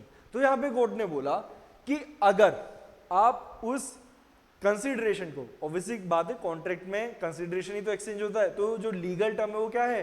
Consideration. क्योंकि आप कोई पर्टिकुलर गुड्स बोलोगे, पैसा बोलोगे, तो आपको अलग अलग डिफाइन करना पड़ेगा। तो आप क्या बोल दो? सीधे सीधे कंसिडरेशन, जो भी आपने एक्सचेंज किया, सॉरी जो भी आपने उससे लिया। तो अगर वो कंसिडरेशन को आप माइनर के हाथों में ट्रेस कर सकते हो, तो आप क्या करो? उसे रिस्टोर करवा दो। ठीक है, इंपॉर्टेंट चीज क्या बोली उन्होंने कि अगर आप उस चीज को माइनर के हाथों में ट्रेस कर सकते हो तो आप इसको रिस्टोर करवा दो। हाँ, जैसे कि अगर प्रतीक ने मुझसे एक बाइक ली, है ना, इसने मुझसे बाइक ले ली Hero Honda Splendor, Hero Splendor, इसने मुझसे बाइक ले ली। अब इसके पास ऑलरेडी 5 बाइक हो रहे हैं, इसका ये काम है, हर महीने किसी के पास जाता है, उससे बाइक उठा के लिए आता है ना, तो इसने से 5 बाइक खड़ी कर रखी अपने घर में। तो प्रॉपर कंसीडरेशन को ट्रेस बैक करने का मतलब क्या है कि आप उस प्रॉपर्टी को एज इट इज और उसी प्रॉपर्टी को वहां से रिकवर कर सकते हो, है ना। जो मैंने कंसीडरेशन दिया था वही, सिमिलर नहीं, सेम कंसीडरेशन। तो यानी कि जो बाइक मैंने दी थी, अगर वही बाइक प्रतीक के पोजीशन से रिकवर हो सकती है तो इसको रिस्टोर करना पड़ेगा। लेकिन अगर same model, same condition, same year, सब कुछ सेम, लेकिन बाइक वो नहीं है, तो ऐसी सिचुएशन में प्रतीक बाकी उन 5 में से कोई एक बाइक मुझे उठा के नहीं देगा। हाँ, नहीं देगा। तो ट्रेस बैक करने का मतलब यही है कि एग्जैक्टली एक्यूरेटली अगर आप उस कंसीडरेशन को आइडेंटिफाई कर पा रहे हो कि सर ये था, तो ही वो रिस्टोर बैक होगा, नहीं तो नहीं होगा।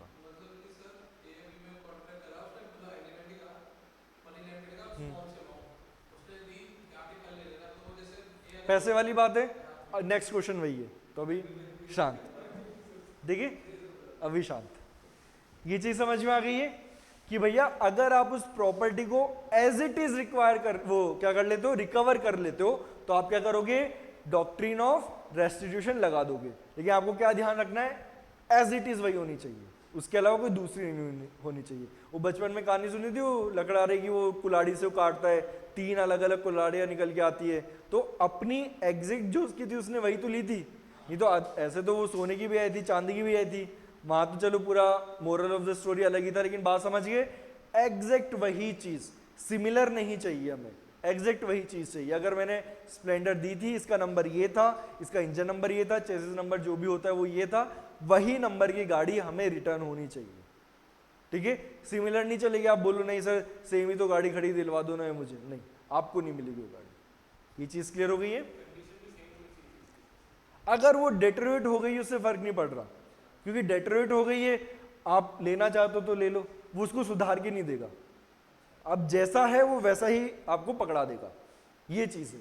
चीज क्लियर हो गई है? कोई डाउट इसके अंदर? अब इन्होंने एट द सेम टाइम ये बोला, this principle will not apply in case of money. ठीक है, क्लियरली बोल दिया, सॉरी क्लियरली बोल दिया, this principle of doctrine of restitution will not be applicable in case of money.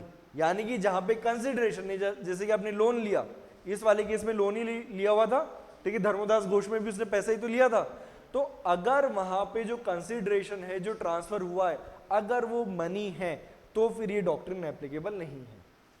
उसका रीजन उन्होंने बता दिया कि भैया आप एग्जैक्टली कैसे ट्रेस करोगे कि ये वो मनी है, क्योंकि 500 का जो नोट है उस टाइम पे तो चलो सिक्के थे, आज के टाइम पे अगर मैं प्रतीक को 500 का नोट देता हूँ, उसके वॉलेट में ऑलरेडी 10 नोट रखे हुए हैं, अब ये 10 नोट ले जाके वापस अपने घर पे पापा को दे देता है, ठीक है, इसके पास बाकी नोट नहीं है, वो 10 नोट ही थे, ठीक है, इसने वापस ले जाके पापा को दे दिए, अब पापा ने मिक्स करके रख दिए। अब उसमें से आप कैसे आइडेंटिफाई करोगे सर मैंने ये वाला नोट दिया था, ये बात समझ रहे हो?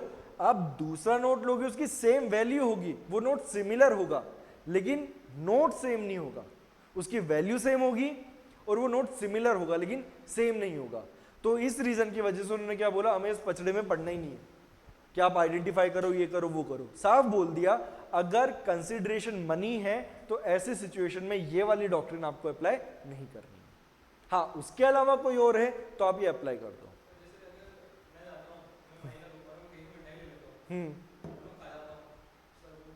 बस पेट में गई है वो हजम, तो रिस्टोर नहीं हो सकती ना। अब अगर छलनी भी लेके बैठोगे तो क्या एग्जैक्ट वो रिस्टोर होगी? नहीं होगी।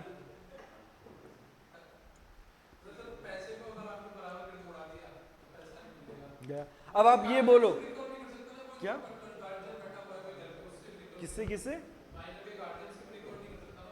नहीं, क्योंकि कॉन्ट्रैक्ट तो किसके बीच में हुआ था, माइनर और उसके बीच में हुआ था, ये बात है।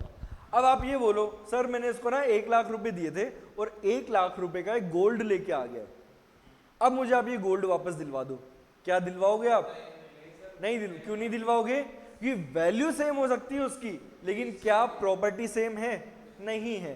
तो इस रीजन की वजह से मनी वाली सिचुएशन में आप ये अप्लाई नहीं करोगे एज पर दिस जजमेंट।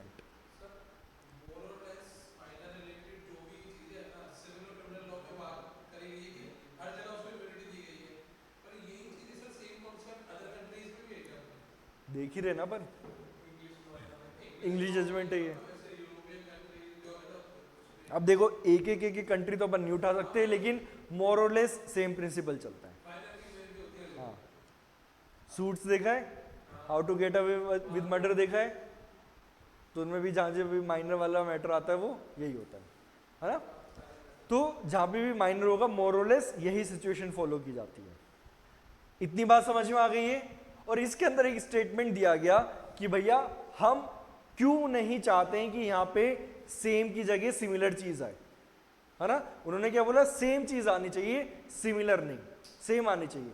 तो उन्होंने यहाँ पे ये बोला, एक फेमस कोट दिया और इस कोट को देते हुए क्वेश्चन आ जाता है। कोट लिखेंगे वो बोलेंगे डिफाइन या जस्टिफाई। इन्होंने बोला the restitution stops where repayment begins, where repayment begin. Restitution stops when repayment begin या where repayment begin। लिख देता हूं मैं इसको।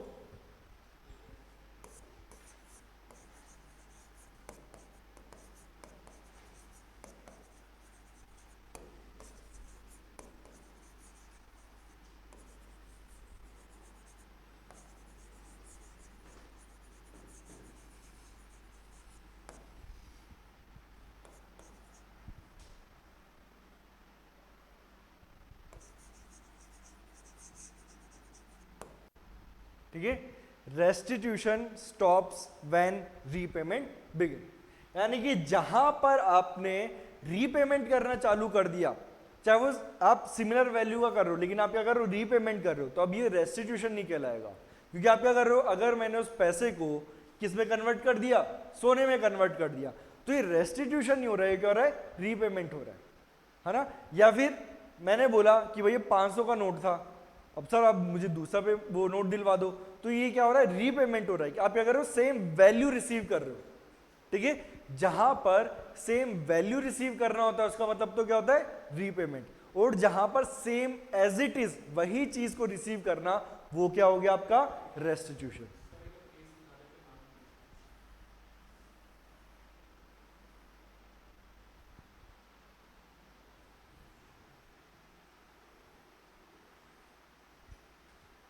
ठीक है, एक बार वो मैं क्लेरिफाई कर देता हूं स्टेटमेंट को। स्टेटमेंट के हिसाब से आपने उसको पैसा दिया, ठीक है, अगर उस जो नोट आपने दिया था उसका सीरियल नंबर मैं मान लेता हूँ 98765432 1 सीरियल नंबर होता है हर नोट के ऊपर, राइट। तो अगर आपने, और वो नोट कितनी, उसकी वैल्यू कितनी थी, 500 रुपए, 500 रुपए उसकी वैल्यू है, उसका सीरियल नंबर ये है। अब अगर मैं सेम सीरियल नंबर वाला नोट देता हूं वापस से, तो वो क्या कहलाएगा, रेस्टिट्यूशन।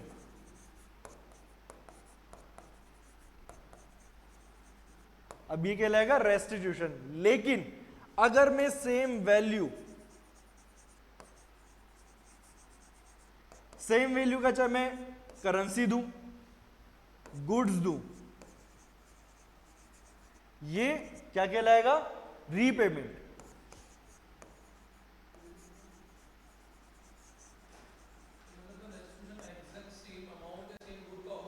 हाँ, वहां पे अमाउंट से फर्क नहीं पड़ रहा, जैसे हाँ गुड जो भी कंसिडरेशन था ना एग्जैक्ट सेम होना चाहिए। जैसे कि अगर मैंने बाइक दी थी, हाँ जाते उसका स्टैंड टूट गया या कुछ और टूट गया तो उसकी वैल्यू तब सेम नहीं रहेगा ही ना, लेकिन वो जो प्रोडक्ट था वो तो सेम ही है अभी, हाँ वो रेस्टिट्यूशन ही कहलाएगा अगर मैंने एज इट इज दिलवा दी। हाँ अब मैं बोलूँ कि नहीं आप तो क्या करो, इसका स्टैंड मुझे वापस लगा के दो, तो ये फिर क्या होगा, रेस्टिट्यूशन नहीं होगा, ये रीपेमेंट हो जाएगा। क्यों, क्योंकि आप इससे क्या कर रहे हो, सेम वैल्यू निकलवाना चाह रहे हो, है ना। चीज समझ में आ गई, आप क्या कर निकलवाना चाह रहे हो, सेम वैल्यू, कि भैया स्टैंड टूट गया, इसकी क्या हो गई, वैल्यू गिर गई है, तब इसकी मुझे वैल्यू रिस्टोर करके दे। तो वैल्यू जब आप उससे रिस्टोर करवा रहे हो तो क्या हो गया, ये रीपेमेंट हो गया, ना कि ये रिस्टोरेशन। आपको क्या करना पड़ेगा, भैया एक्सेप्ट करना तो एज इट इज कर लो, नहीं तो रहने दो। हाँ रीपेमेंट तो आ ही नहीं सकता, चीज क्लियर है। रीपेमेंट अगर आएगा तो रेस्टिट्यूशन नहीं कहलाएगा, रीपेमेंट कहलाएगा, और रीपेमेंट अलाउड नहीं है। क्लियर हो गई है सृष्टि, क्लियर है, कोई भी डाउट किसी को इस जजमेंट के अंदर।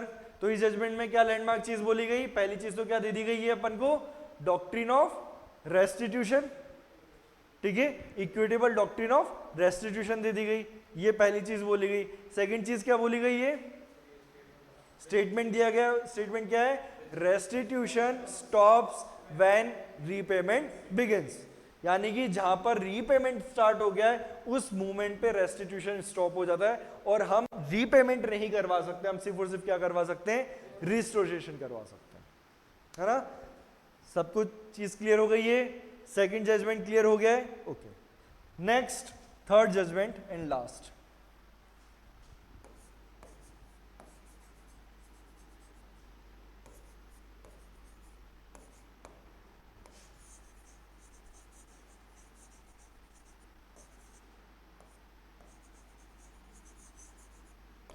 खानगुल वर्सेस लखा सिंह 1928,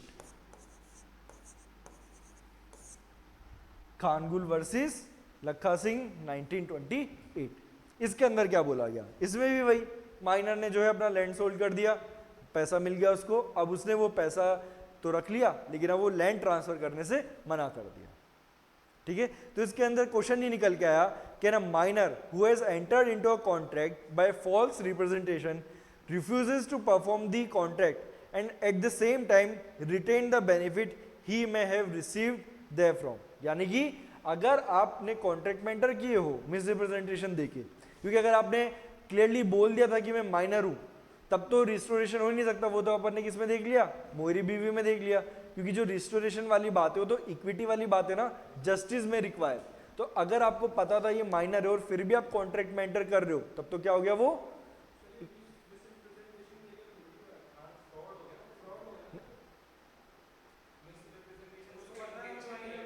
सॉरी हाँ फ्रॉड करके, है ना, फ्रॉड करके इस तरीके से। या फिर मिसरिप्रेजेंटेशन ऐसे भी हो सकता है कि भैया अगर वो फॉर एग्जांपल कॉन्ट्रैक्ट कर रहे हो, राइटिंग में कर रहे हो, बाई चांस उसने अपनी एज 18 की जगह 17 लिख दी अनइंटेंशनली, हाँ कुछ भी गलती हो गई, ठीक है, ये वाली चीज हो गई, तो फ्रॉड हो, मिसरिप्रेजेंटेशन, जो भी चीज हो, है ना।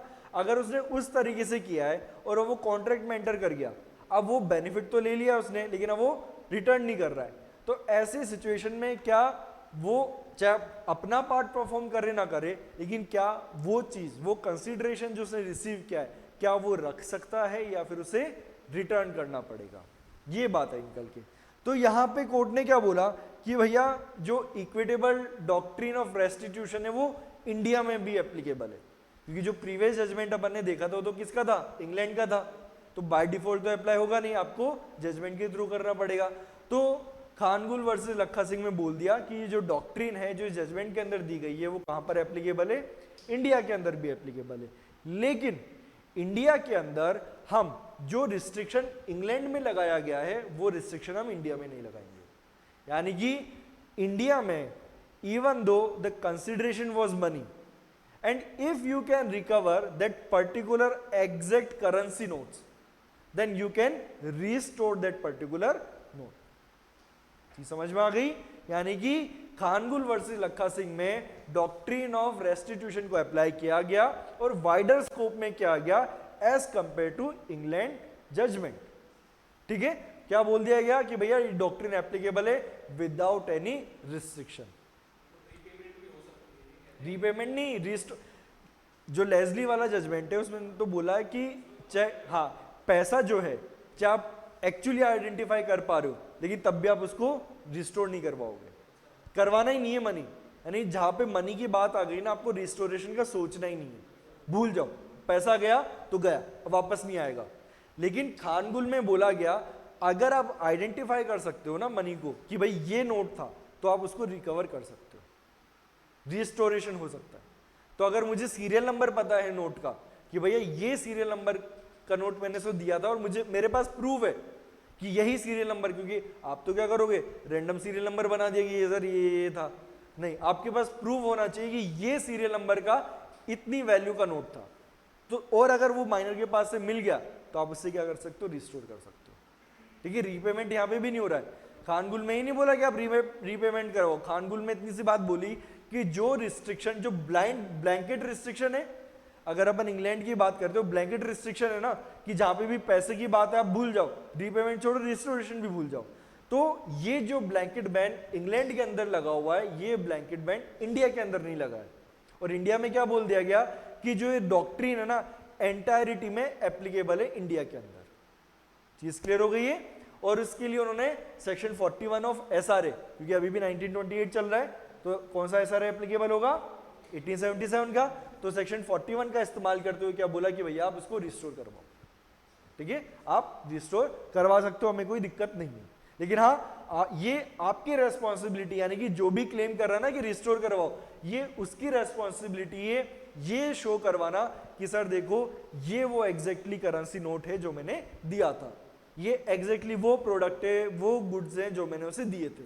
अगर वो आइडेंटिफाई करवा देता है, कोर्ट सेटिस्फाइड है कि ये वही चीज है और कोर्ट को लगता है कि in on the basis of justice and equity ये करवा देना चाहिए तो वो करवा सकते हैं। क्लियर हो गया है? खानगुल वर्सेस लखा सिंह सबको क्लियर हो गया? ओके। अब यहां पे बात आती है कि तीनों जजमेंट क्लियर हो गए किसी सबको? ठीक है, अब अपन जब ये तीनों जजमेंट को देखते हैं, ठीक है, तो अपन क्या कर सकते हैं, एक कंक्लूजन निकाल सकते हैं पूरा का पूरा माइनर से रिलेटेड जितने भी कॉन्ट्रैक्ट है उनका। ठीक है, 3 जजमेंट है अपने पास लैंडमार्क, तीनों को अगर आप अब कंबाइन करके पढ़ोगे तो उसका क्या मतलब निकल के आने वाला है वो अब अपन समझेंगे। सारी चीज अपन समझ चुके हैं, बस मैं आपको उसको हेडिंग्स में डिवाइड करवाऊंगा, क्योंकि आप जैसे मैंने बोला था कि क्वेश्चन कैसे भी आ सकता है, आप चाहे तो डायरेक्टली जजमेंट देके पूछ लेंगे या फिर जो अपन ने 4 पॉइंट डिस्कस किए तो उन 4 में से किसी की भी एक हेडिंग बना देंगे और आपसे वो पूछ लिया जाएगा। तो पहली बात तो सिंपल से होने वाली है भैया, नेचर ऑफ दी कॉन्ट्रैक्ट क्या होने वाला है, वॉइड अब इनिशियो होने वाला है, इसमें तो किसी को डाउट ही नहीं है। सेकंड हेडिंग बनती है जो अभी तक हमने जो डिस्कशन किया है उसके अंदर सेकंड हेडिंग क्या बनेगी, whether the principle of estoppel will be applicable against the minor और नॉट। क्या आंसर होने वाला है इसका? नहीं लगेगा, करेक्ट। तीसरी चीज, the doctrine of restitution, whether the doctrine of restitution is applicable और नॉट। अब तीनों जजमेंट देखने के बाद क्या कंक्लूजन निकलेगा, इंडिया के पर्सपेक्टिव में करवा सकते हो आप, फोर्स कर सकते, मतलब उसको रेस्टिट्यूशन करवा सकते हो, आप बोलोगे कि भैया तुम रेस्टिट्यूट करो, आप मना नहीं कर सकते हो। चीज क्लियर हो गई? अब देखते हैं अपन एसआरए का करंट वर्जन ऑफ सेक्शन 41। जो एसआरए का करंट वर्जन है 1963, उसमें जो सेक्शन नंबर 33 है वो डील करता है सेक्शन नंबर 41 ऑफ SRA 1877।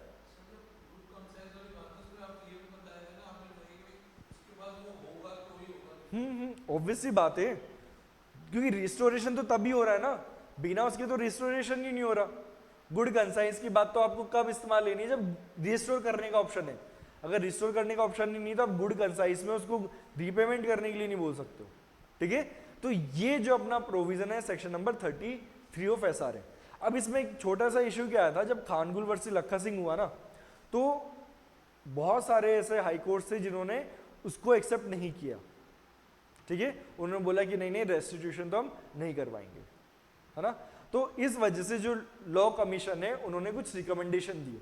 उन्होंने बोला कि जो करंट सेक्शन 41 है ना उसको हम पूरा चेंज कर देते हैं, और चेंज करके अब क्या करते हैं हम कि यहाँ पे इसमें वो सारी लूपहोल्स डाल देते हैं, सो लूपहोल्स को आइडेंटिफाई करके उनको क्या करते हैं, कवर अप कर देते हैं, ताकि आगे कोई इशू ना आए। और जो रिकमेंडेशन थे उनको एक्सेप्ट कर लिया गया। और तो बेसिकली जो सेक्शन 33 का जो पूरा बेस है वो किस पे डिपेंडेंट है, खानगुल वर्सेस लखा सिंह के ऊपर। क्योंकि आप जब सेक्शन 41 देखोगे 1877 का, 1877 का जब 41 देखोगे तो उसमें क्या लिखा हुआ है, the party to whom such relief is granted, ठीक है। यानी कि आपने वो रिलीफ मांगा था और आपको मिल गया, तो यानी कि नॉर्मली प्लेंटिफ ने उसको कैंसिलेशन के लिए क्या किया था, फाइल किया था, उसको रिलीफ मिल गया, यानी कि प्लेंटिफ के फेवर में जा रहा है। अब अगर आप जब सेक्शन 33 को देखोगे तो दोनों पर्सपेक्टिव से, जैसे कि यहाँ पे देखो, on adjudging the cancellation of an instrument the court में require the party to whom such relief is granted, तो ये तो एज इट इज वही हो गया जो ऑलरेडी 33 के अंदर था, है ना। ये वर्डिंग तो आपको एग्जैक्टली वही देखने को मिल रही है जो आपको सेक्शन नंबर 41 ऑफ SRA 1877 में देखने को मिल रही थी। क्या किया गया, ये प्रोविजन नया डाल दिया गया, ठीक है।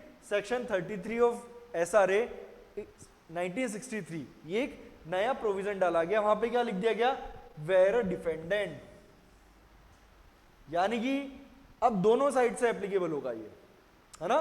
क्या होगा, दोनों साइड से एप्लीकेबल होगा। और क्या बोला उन्होंने, यहां पे अपन को जाने की जरूरत नहीं है, स्पेसिफिकली ये जो प्रोविजन है ये माइनर से डील कर रहा है ना। स्पेसिफिकली माइनर वाली प्रोविजन, क्योंकि सेक्शन 11 ही तो है इंडियन कॉन्ट्रैक्ट एक्ट का। तो क्या बोला है provision, that the where the defendant successfully resists any suit on the ground, ठीक है, that the agreements sought to be enforced against him in the suit is void, ठीक है। अपन ने देख लिया कि भैया void ही है, अपन ने इवन दो void अब इनिशियो लेकिन है तो void ही बोलोगे उसे, वो तो आपने उसको फर्दर क्लासिफाई कर दिया। The suit is void by reason of his not having been competent to contract under section 11 of Indian Contract Act, the court may, यहाँ पे भी may है, if the defendant has received any benefit under the agreement from the other party, require him to restore so far as may be such benefit to that party to the extent to which he or his estate has benefited thereby। यानी कि आपने क्या किया है, जो भी उससे benefit मिला उसको रिस्टोर करो, ठीक है। जो भी बेनिफिट आपको मिला उसको रिस्टोर करो। अब यहाँ पे इतना सा ध्यान रखना, जो लिखा हुआ है ना, extent to which he or his estate has benefited thereby, तो इसका मतलब ये नहीं है कि आपने वो पैसे से प्रॉपर्टी खरीद ली तो आप उसको रिस्टोर करवा दो, ठीक है। लेकिन हाँ, आपने एक लैंड लिया था तो वो भी अल्टीमेटली उसकी एस्टेट में आ गया, तो इसकी एस्टेट बढ़ गई है, तो वो वाला बेनिफिट है, और आप रिस्टोर ही करवाओगे। क्योंकि अभी अपन ने रिस्टोर और रीपेमेंट में डिफरेंस समझ लिया कि रिस्टोरेशन क्या होता है, रीपेमेंट क्या होता है, राइट। तो यहाँ पे जो डाउट था कि सेक्शन 41 में सिर्फ और सिर्फ प्लेंटिफ के फेवर में जारी, मतलब प्लेंटिफ वाली सिचुएशन में रिस्टोरेशन हो रहा था, यहाँ पे अब क्या हो गया है, किसके उस सिचुएशन में भी हो गया है, डिफेंडेंट की सिचुएशन में भी हो गया है। क्लियर। तो और क्लियरली क्या मेंशन कर दिया है, रिस्टोर।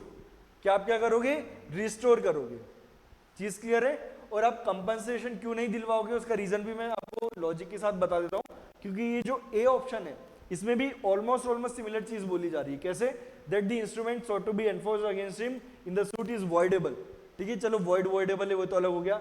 द कोर्ट में if the defendant has received any benefit under the instrument from the other party require him to restore. यहाँ तक तो सेम है, बस वो वॉइड और वॉइडेबल का डिफरेंस है, बाकी तो सेम है। तो अगर यहाँ पे ये वॉइडेबल के साथ में वॉइडेबल और वॉइड कर देते तब भी यहाँ तक तो सब कुछ सेम चलता। अब डिफरेंस आएगा so far as may be such benefit to party, ये भी सेम है, to make compensation for it.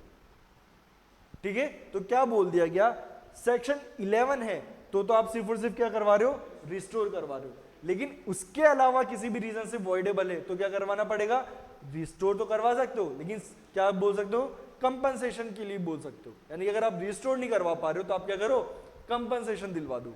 जैसे कि अगर मैंने किसी के साथ फ्रॉड किया तो फ्रॉड करने पे वो कॉन्ट्रैक्ट क्या होगा, वॉइडेबल होगा। फ्रॉड करके मैंने प्रतीक का पैसा हड़प लिया और प्रतीक का पैसा हड़प के क्या किया, मैंने प्रॉपर्टी खरीद ली, तो अब रिस्टोर तो नहीं हो सकता वो, लेकिन क्या होगा, कंपनसेशन मिल जाएगा प्रतीक को।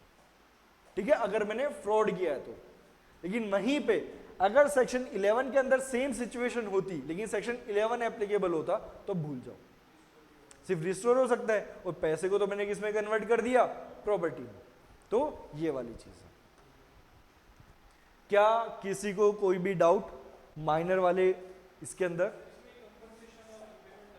हाँ, और लिखा हुआ है ना, तो यानी कि या तो आप रिस्टोर करवा दो या फिर कंपनसेशन दिलवा दो। नहीं, ये रीपेमेंट हो गया ना, कंपनसेशन के अंदर सब कुछ आ गया कि जितना भी नुकसान हुआ है। कंपनसेशन क्या होता है कि भाई जितना नुकसान हुआ है अपोजिट पार्टी को उसके बदले पैसा दिला तो आप उसको रीपेमेंट भी बोल सकते हो, लेकिन कंपनसेशन इज एक्यूरेट टर्म, क्योंकि कंपनसेशन, रीपेमेंट तो क्या होगा, जितना आपने पैसा दिया उतना ही रिटर्न करो, कंपनसेशन में हो सकता है थोड़ा सा ज्यादा भी दे दो। हाँ, ये अलग है, वही तो मैं आपको यही समझाना चाह रहा हूँ कि इंटरप्रिटेशन, अगर आपको ऐसा लग रहा हो कि नहीं सर ने रिस्टोर बोला है कंपनसेशन भी दिलवाओ, तो मैं आपको बस ये समझा रहा हूँ अगर इनको कंपनसेशन भी दिलवाना होता तो अलग अलग प्रोविजन नहीं बनाते। हाँ, अलग अलग हो गई, तो बस मैं आपको समझा रहा हूँ कि क्यों आप इसको यहाँ पे इंटरप्रेट करोगे सिर्फ और सिर्फ रिस्टोरेशन है, वो इसलिए कर रहे हो कि अगर उन्हें कंपनसेशन दिलवाना होता तो अलग अलग प्रोविजन नहीं होते, सेम प्रोविजन में चले जाता। जिसे कल अपन ने समझा था कि 19 और 99 में डिफरेंस है, even though basic provision same है, तो यहाँ पे भी देखो यहाँ तक तो सब कुछ सेम चल रहा है, सब कुछ सेम चल रहा है, डिफरेंस कहाँ निकल के आया है, यहाँ पर निकल के आया। सेम चीज सेक्शन 19 और 99 में थी, बेसिक प्रिंसिपल सेम था लेकिन जो सेकंड प्रिंसिपल था वो अलग था, तो सेम चीज यहाँ पर। क्लियर हो गया है क्या सबको, ये क्लियर हो चुका है, तीनों जजमेंट क्लियर हो चुके हैं, कोई डाउट किसी को, लॉजिक सबके समझ में आ गए? ओके, आज अपन इतना ही करेंगे क्योंकि आज अपन लिखेंगे, उसका रीजन ये कल आपका टेस्ट होने वाला है, जितना भी अपन ने कॉन्ट्रैक्ट एक्ट पढ़ा है उसका, मेंस प्री दोनों, है ना, मेंस और प्री दोनों का टेस्ट होने वाला है कल। कल आपका बीएनएसएस का भी टेस्ट होगा, प्री का, लेकिन अच्छी बात आपके लिए ये है जो प्री वाले जो दोनों टेस्ट है वो ऑनलाइन होंगे और वो 2 दिन के लिए ओपन रहेगा, मतलब कल और परसों, सैटरडे और संडे 2 दिन के लिए वो दोनों टेस्ट ओपन रहने वाले हैं। तो आप कैसे भी मैनेज करो, आप कर सकते हो, क्योंकि ये वाले जो टेस्ट है थोड़े शॉर्ट नोटिस पे हो रहे हैं, इवन तो मैंने आपको वीक के स्टार्टिंग में बोल दिया था, बट स्टिल आपको प्रिपरेशन के टाइम नहीं मिल रहा है, इसलिए प्री वाले जो पेपर है हम उसको 2 दिन के लिए ओपन रखेंगे। नहीं, बीएनएसएस में जो इन्वेस्टिगेशन वाला जो पार्ट है, हाँ ठीक है, सिर्फ इन्वेस्टिगेशन वाला पार्ट। हाँ 90, आज जितना पढ़ लिया अपन ने आज, हाँ ये भी इंक्लूडेड है, हाँ क्योंकि आज पढ़ लिया ना अपन ने, हाँ ठीक है। डेफिनेशन क्लॉज में से जो डेफिनेशन अभी अपन ने नहीं पढ़ी, जैसे कंसिडरेशन की नहीं पढ़ी है, वो नहीं आने वाली है, ठीक है, ये चीज़ क्लियरिफाई कर लो। नहीं आएगी, कोई ऐसी चीज़ नहीं जो मैंने नहीं बोला हो, कौन सी चीज़ है, क्यों, मैंने क्या बोला था कि वो एग्जाम में नहीं आएगा, ठीक है, यहाँ तो हम आपको पूरा प्रिपेयर करवाएंगे ना कि कुछ भी हो सकता है, लेकिन फिर ये भी तो बता कि वहाँ पे इसके होने की पॉसिबिलिटी कम है, ये वाली बात है। लेकिन उसमें जो मेंस वाला पेपर हुआ था उसमें जो हमने बताया था उसके बाहर नहीं था कुछ भी, शायद वो वाला होगा कैमल वाला,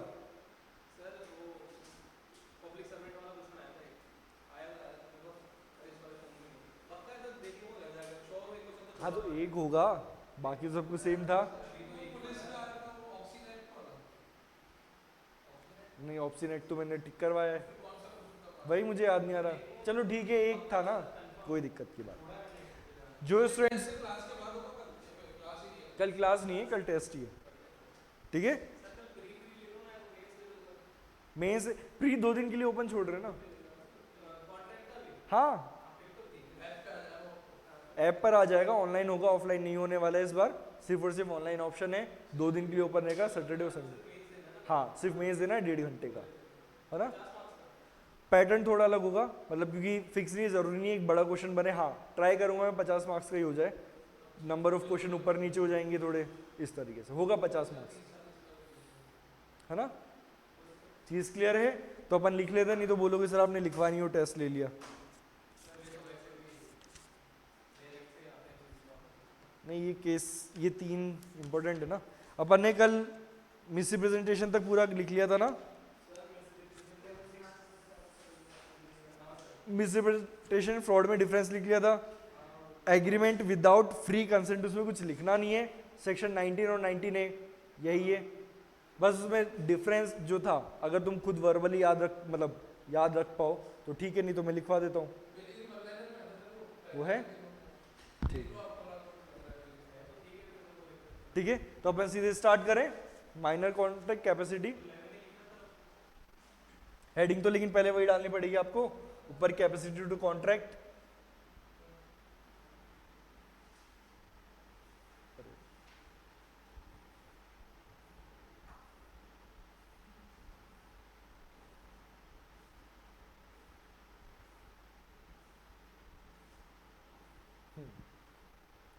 यहां से बनाते हुए चलो। अब जो स्टूडेंट्स ऑनलाइन है वो भी एक बार टाइप करके बता दो क्या उन्हें सब कुछ क्लियर है, ताकि अभी अपन लिखना स्टार्ट करें फिर।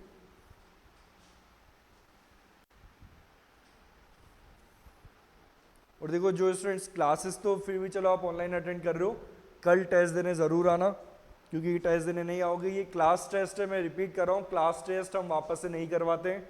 जो टेस्ट सीरीज वाले जो टेस्ट है वो तो हम फिर भी वापस से आपको देते हैं, जो आप जब आपको अटेंड करना हो करो।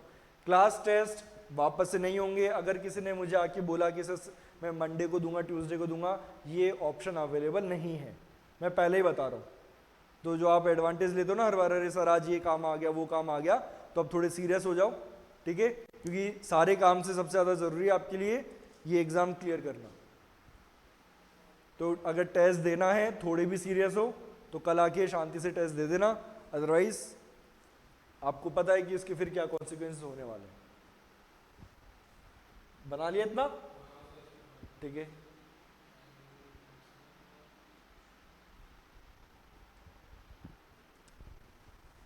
विजिबल नहीं दिख तो रहा है ना, वैसे दिक्कत तो नहीं है।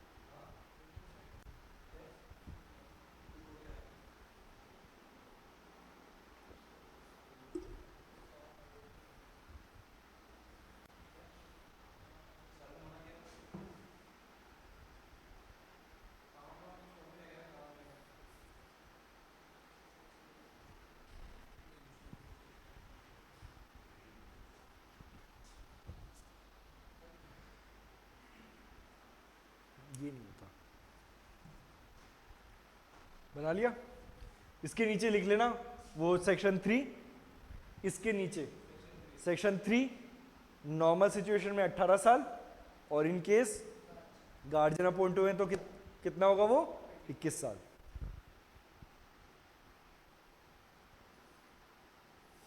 उसमें स्पेसिफिकली लिख लेना गार्जियन अपॉइंटेड बाय कोर्ट,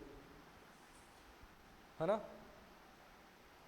क्योंकि गार्जियन तो हो सकता है आपके फैमिली वाले डिसाइड करें कि अब ये जो बच्चा है चाचा के पास रहेगा, ताऊ के पास रहेगा, तो कोर्ट ने अपॉइंट नहीं किया ना गार्जियन।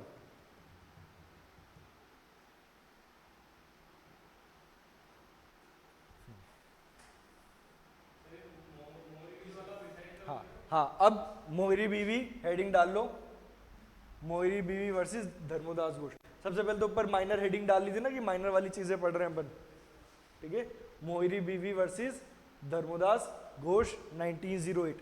कई जगह पे आपको उसकी साइटेशन 1903 भी देखने को मिलेगी, तो आप 1902 करो 3 करो, फर्क नहीं पड़ रहा कि वहां पे साइटेशन नहीं लिखनी होती है। और कई जगह आपको ऐसे भी साइटेशन मिलेगी इसकी 1902-03, इस तरीके से भी साइटेशन मिल सकती है। तो मैं पहले क्लियर कर रहा हूँ, बाद में मत करना सर आपने तो अलग लिखवाया था।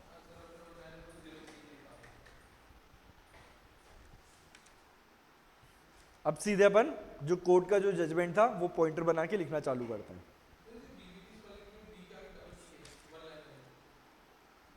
Double E, B double E है, डबल ई।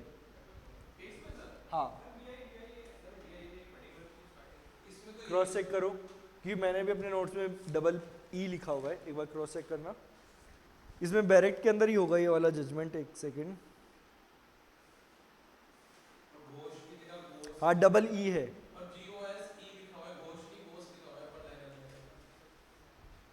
सही, नहीं नहीं नहीं, बैरेक्ट के अंदर भी ये स्पेलिंग है डबल ई। हाँ, डबल ई आएगा यहाँ पे, और यहाँ पे इसकी स्पेलिंग है घोष। ठीक है,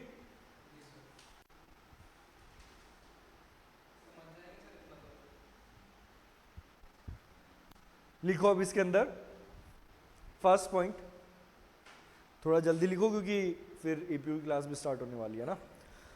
first point, minors contract is void ab initio. Minors contract is void ab initio.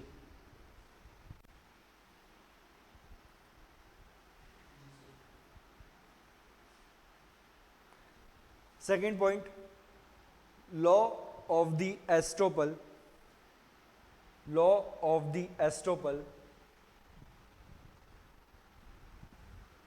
Law of the estoppel doesn't apply against minor. Law of the estoppel doesn't apply against minor. इसके अंदर वो reasoning लिखना चालू करो, next line से लिखो, कैसे भी लिखो, आपके ऊपर है, रीजनिंग लिखो। Because as per the law, because as per the law, minors contract, minors contract is void ab initio. Minor's contract is void ab initio. And if we apply estoppel, and if we apply estoppel against minor, it would defeat the purpose of section 11. It would defeat the purpose of section 11, and it would be equivalent, and it would be equivalent to applying estoppel, applying estoppel against the statute which is not allowed, which is not allowed. Test का नाम बोलते सारे बच्चे भाग के से गए, एक को छोड़ के।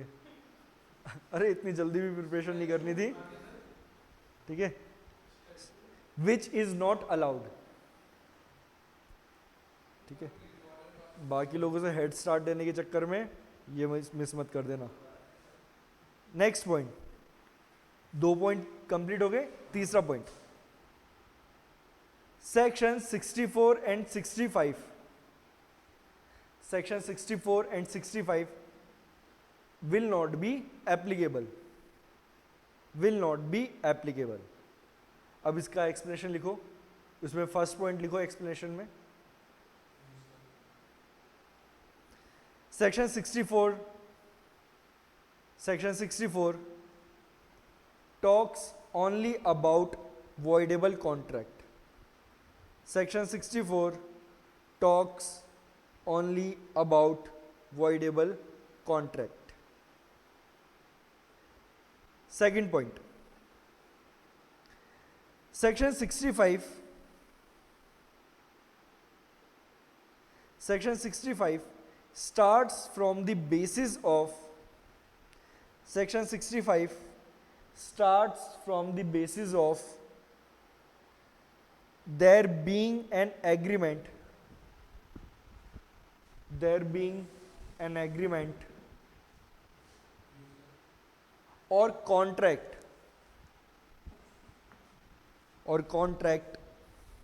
between the competent parties, between the competent parties, and has no application, and has no application to a case, to a case in which there never was, case in which there never was and never could, and never could have been any contract, have been any contract. अब इस second point का तुम explanation लिखो, ठीक है, क्योंकि सिर्फ इतना लिख देना काफ़ी नहीं है, नीचे अपन वो रीजनिंग लिख लेते हैं कि भैया वहाँ पे इनिशियल स्टेज से कोई चीज़ थी नहीं. इसमें लिखो void and void ab initio are two different terms. Void and void ab initio are two different terms.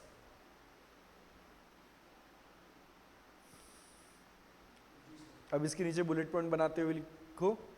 First bullet point, in void agreement, in void agreement initial stages were complete. In void agreement initial stages were complete, like proposal and acceptance of proposal, etc. Proposal and acceptance of proposal, etc. Second bullet point, but in void ab initio,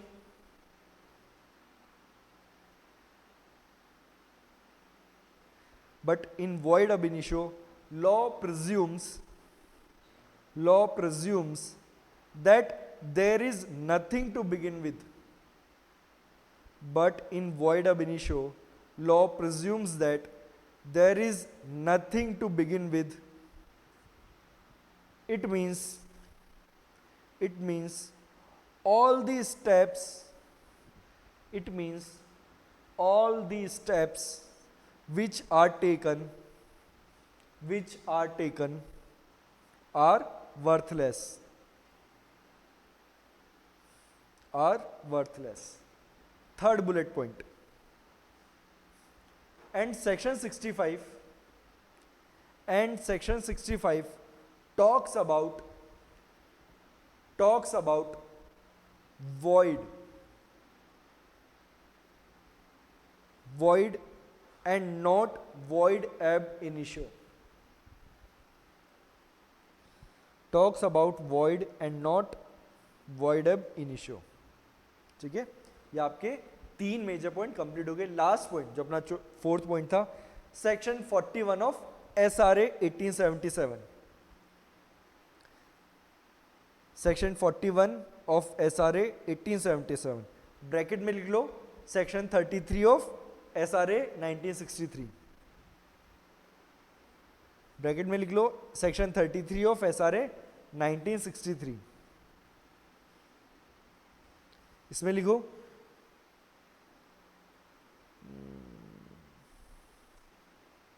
ये लिखवाने की जरूरत नहीं ना कि वो section क्या बोलता है, सीधे से लिखवा दो कि क्या इन्होंने हेल्ड किया.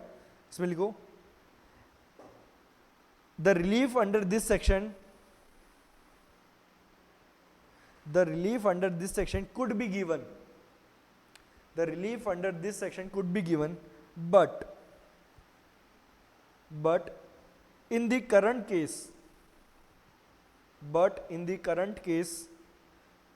the creditor knew about the minority. But in the current case, the creditor knew about the minority. Hence, justice, equity, justice and equity does not require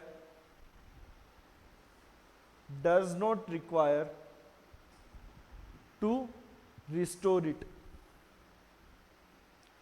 Justice and equity does not require to restore it. अब next judgement लिखो, ये वाला.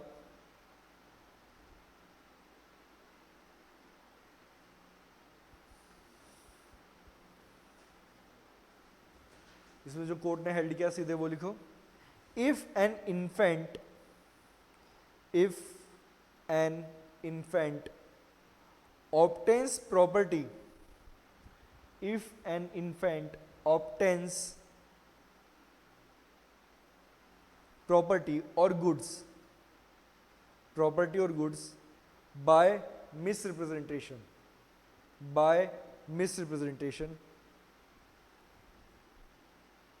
और लिख लेना bracket में तो लिख लो हिज एज, मतलब मिसरिप्रेजेंटेशन किससे रिलेटेड है, एज से रिलेटेड है. He can be compelled to restore it. He can be compelled to restore it so long as the stance the same is, so long as the same is traceable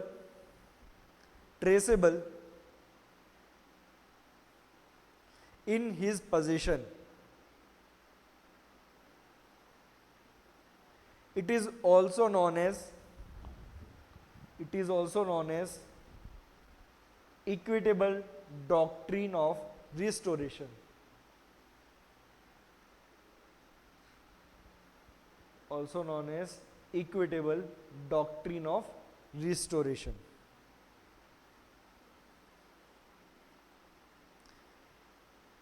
paragraph change करके लिखो. But in case of money, it is not possible.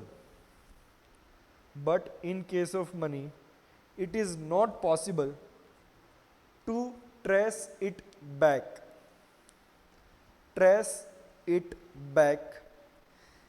in the possession of the person,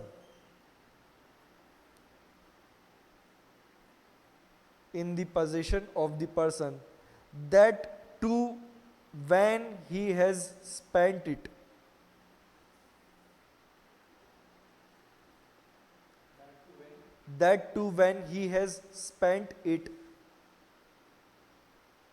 Full stop. So in case of money,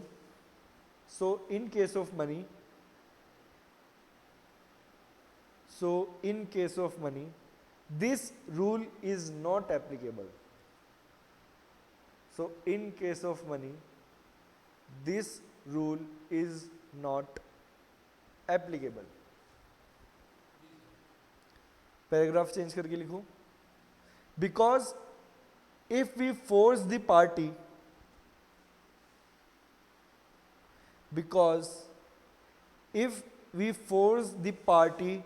to restore in case of money, or when thing is not in possession of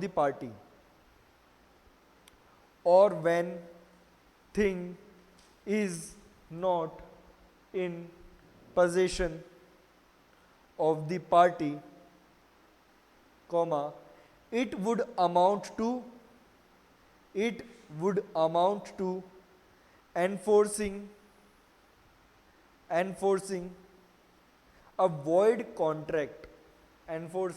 a void contract. Full stop. Restoration stops when repayment begins.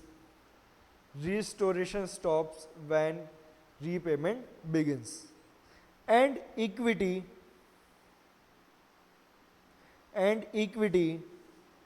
does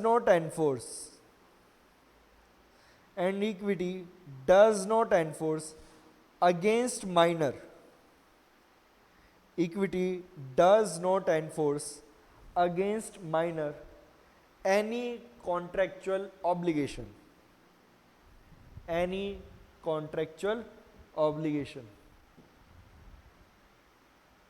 next judgement लिखो अब, खानगुल versus Lakha Singh.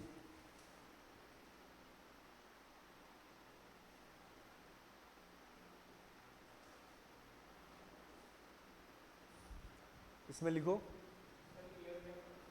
1928 8।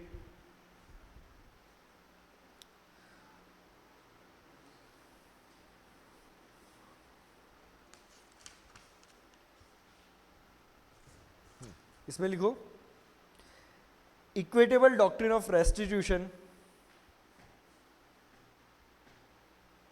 equitable doctrine of restitution is applicable in India, is applicable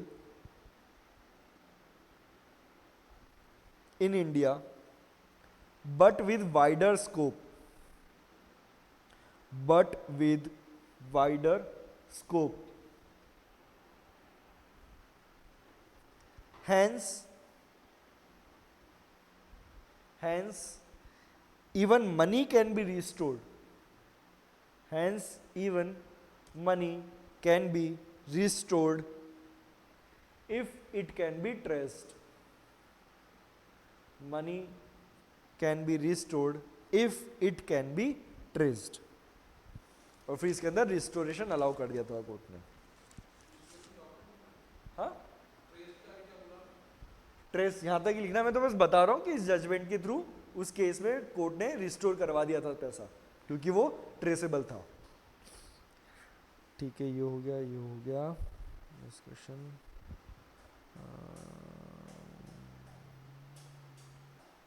हाँ, फिर concluding remark डालते हुए conclusion of the about discussion, जैसे मैंने class में पूरा कंक्लूड किया था वैसे conclusion of the about discussion. First point वापस से वही, no estoppel against minor, no estoppel against minor. Second point, doctrine of restitution, doctrine of restitution is applicable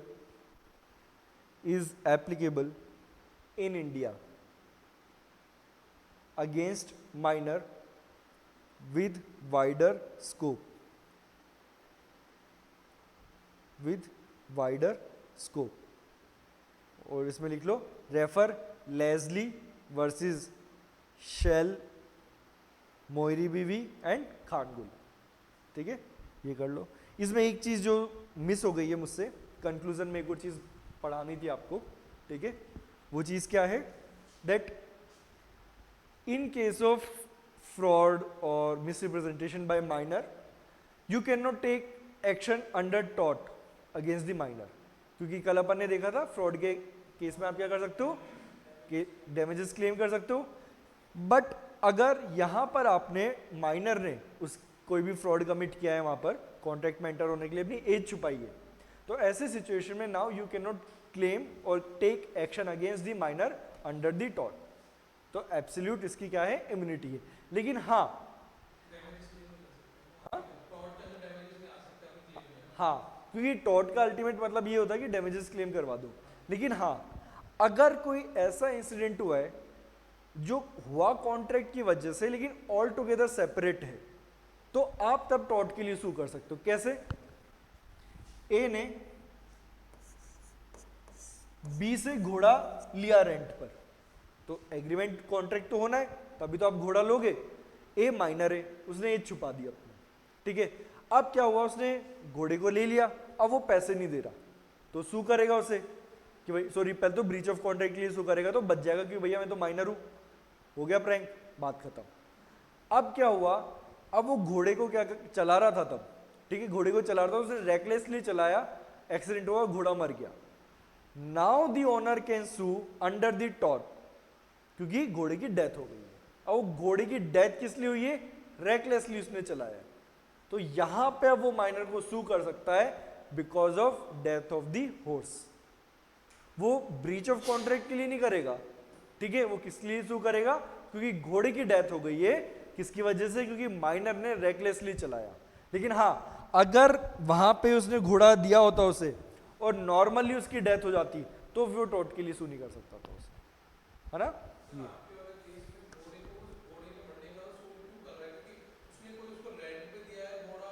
हाँ, रेंट वाली बात है ना, अगर सेल आउट ही कर दिया होता। हाँ और सर पर अपने टॉट में वो बड़े दो सेक्शन होते हैं अपने टॉपिक स्टेट लायबिलिटी एब्सोल्यूट हाँ, लायबिलिटी, उसमें सर वो किसी को इम्यून नहीं करते तो माइनर कैसे इम्यून है? माइनर इम्यून है, माइनर हर जगह से नहीं। तो गैस लीक वगैरह का केस जो पड़ते हैं उसमें तो माइनर जो है, जो वो एग्रीमेंट के अंदर ही एंटर नहीं हो सकता है, वो जो लाइबिलिटी है सब कुछ है वो तो आपकी किसी ना किसी एक्ट से रिलेटेड है ना।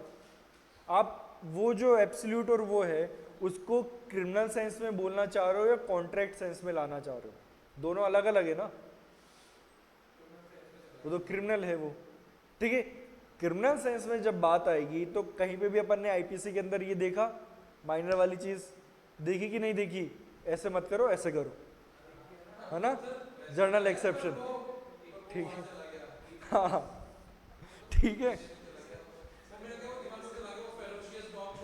हाँ ये है ना, तो उसमें अपन ने देखा है माइनर में भी अप टू 7 ईयर, क्योंकि 7 ईयर के बाद तो फिर आप वो डिपेंड करेगा, और 12 से ऊपर तो फिर आप हुई, वो तो फिर जेजे एक्ट आ गया आपके पास। चीज क्लियर है, ये वाली सिचुएशन, ठीक है। कोई डाउट किसी को अब इसके अंदर? तो कंक्लूजन लिख लो, मतलब 2 पॉइंट तो लिख लिए थे ना, तीसरा पॉइंट लिख लो कंक्लूजन में, no liability in contract, no liability in contract और इन टॉट, इसमें और भी लिखवाना है थोड़ा सा, नो लाइबिलिटी इन कॉन्ट्रैक्ट और इन टॉट arising out of contract, arising out of contract. फिर इसके अंदर सब पॉइंट बना के लिखो। पहला point, you can not sue minor, you can not sue minor for fraud और डिसीट अंडर टॉट, you can not sue minor for fraud और डिसीट अंडर टॉट, ठीक है। ये पहला बुलेट पॉइंट हो गया। Second bullet point, but if टॉट इज इंडिपेंडेंट, हाँ, अंडर टॉट। सेकंड पॉइंट लिखो, बट इफ टॉट is independent, but if tort is independent of contract, the mere fact that a contract is also involved, that the contract is also involved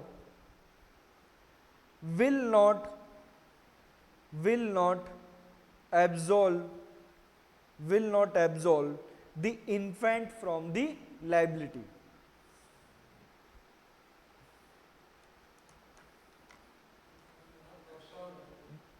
Not absolve, ABSOLVE, absolve the infant, यानी कि minor. तुम तो minor लिख लो, फिर बाद में confuse होते रहोगे। माइनर स्लैश इन्फेंट कर लो या माइनर लिख लो, या फिर इन्फेंट लिख लो, तो अपने दिमाग में बिठा लो कि इन्फेंट का मतलब माइनर ही है, फ्रॉम लाइबिलिटी, ठीक है। ये हो गया, तो ये अपना डन है आज का। ओके, कल टेस्ट के लिए तैयार रहना, प्रिपेयर करके आना, और सबसे ज़रूरी चीज़ टेस्ट देने आना, है ना। और ये वापस से नहीं कंडक्ट होगा, किसी का कोई भी रीज़न हो, कुछ भी रीज़न हो, ये टेस्ट वापस से कंडक्ट नहीं होने वाला है, तो इसलिए कल देने आना। ओके।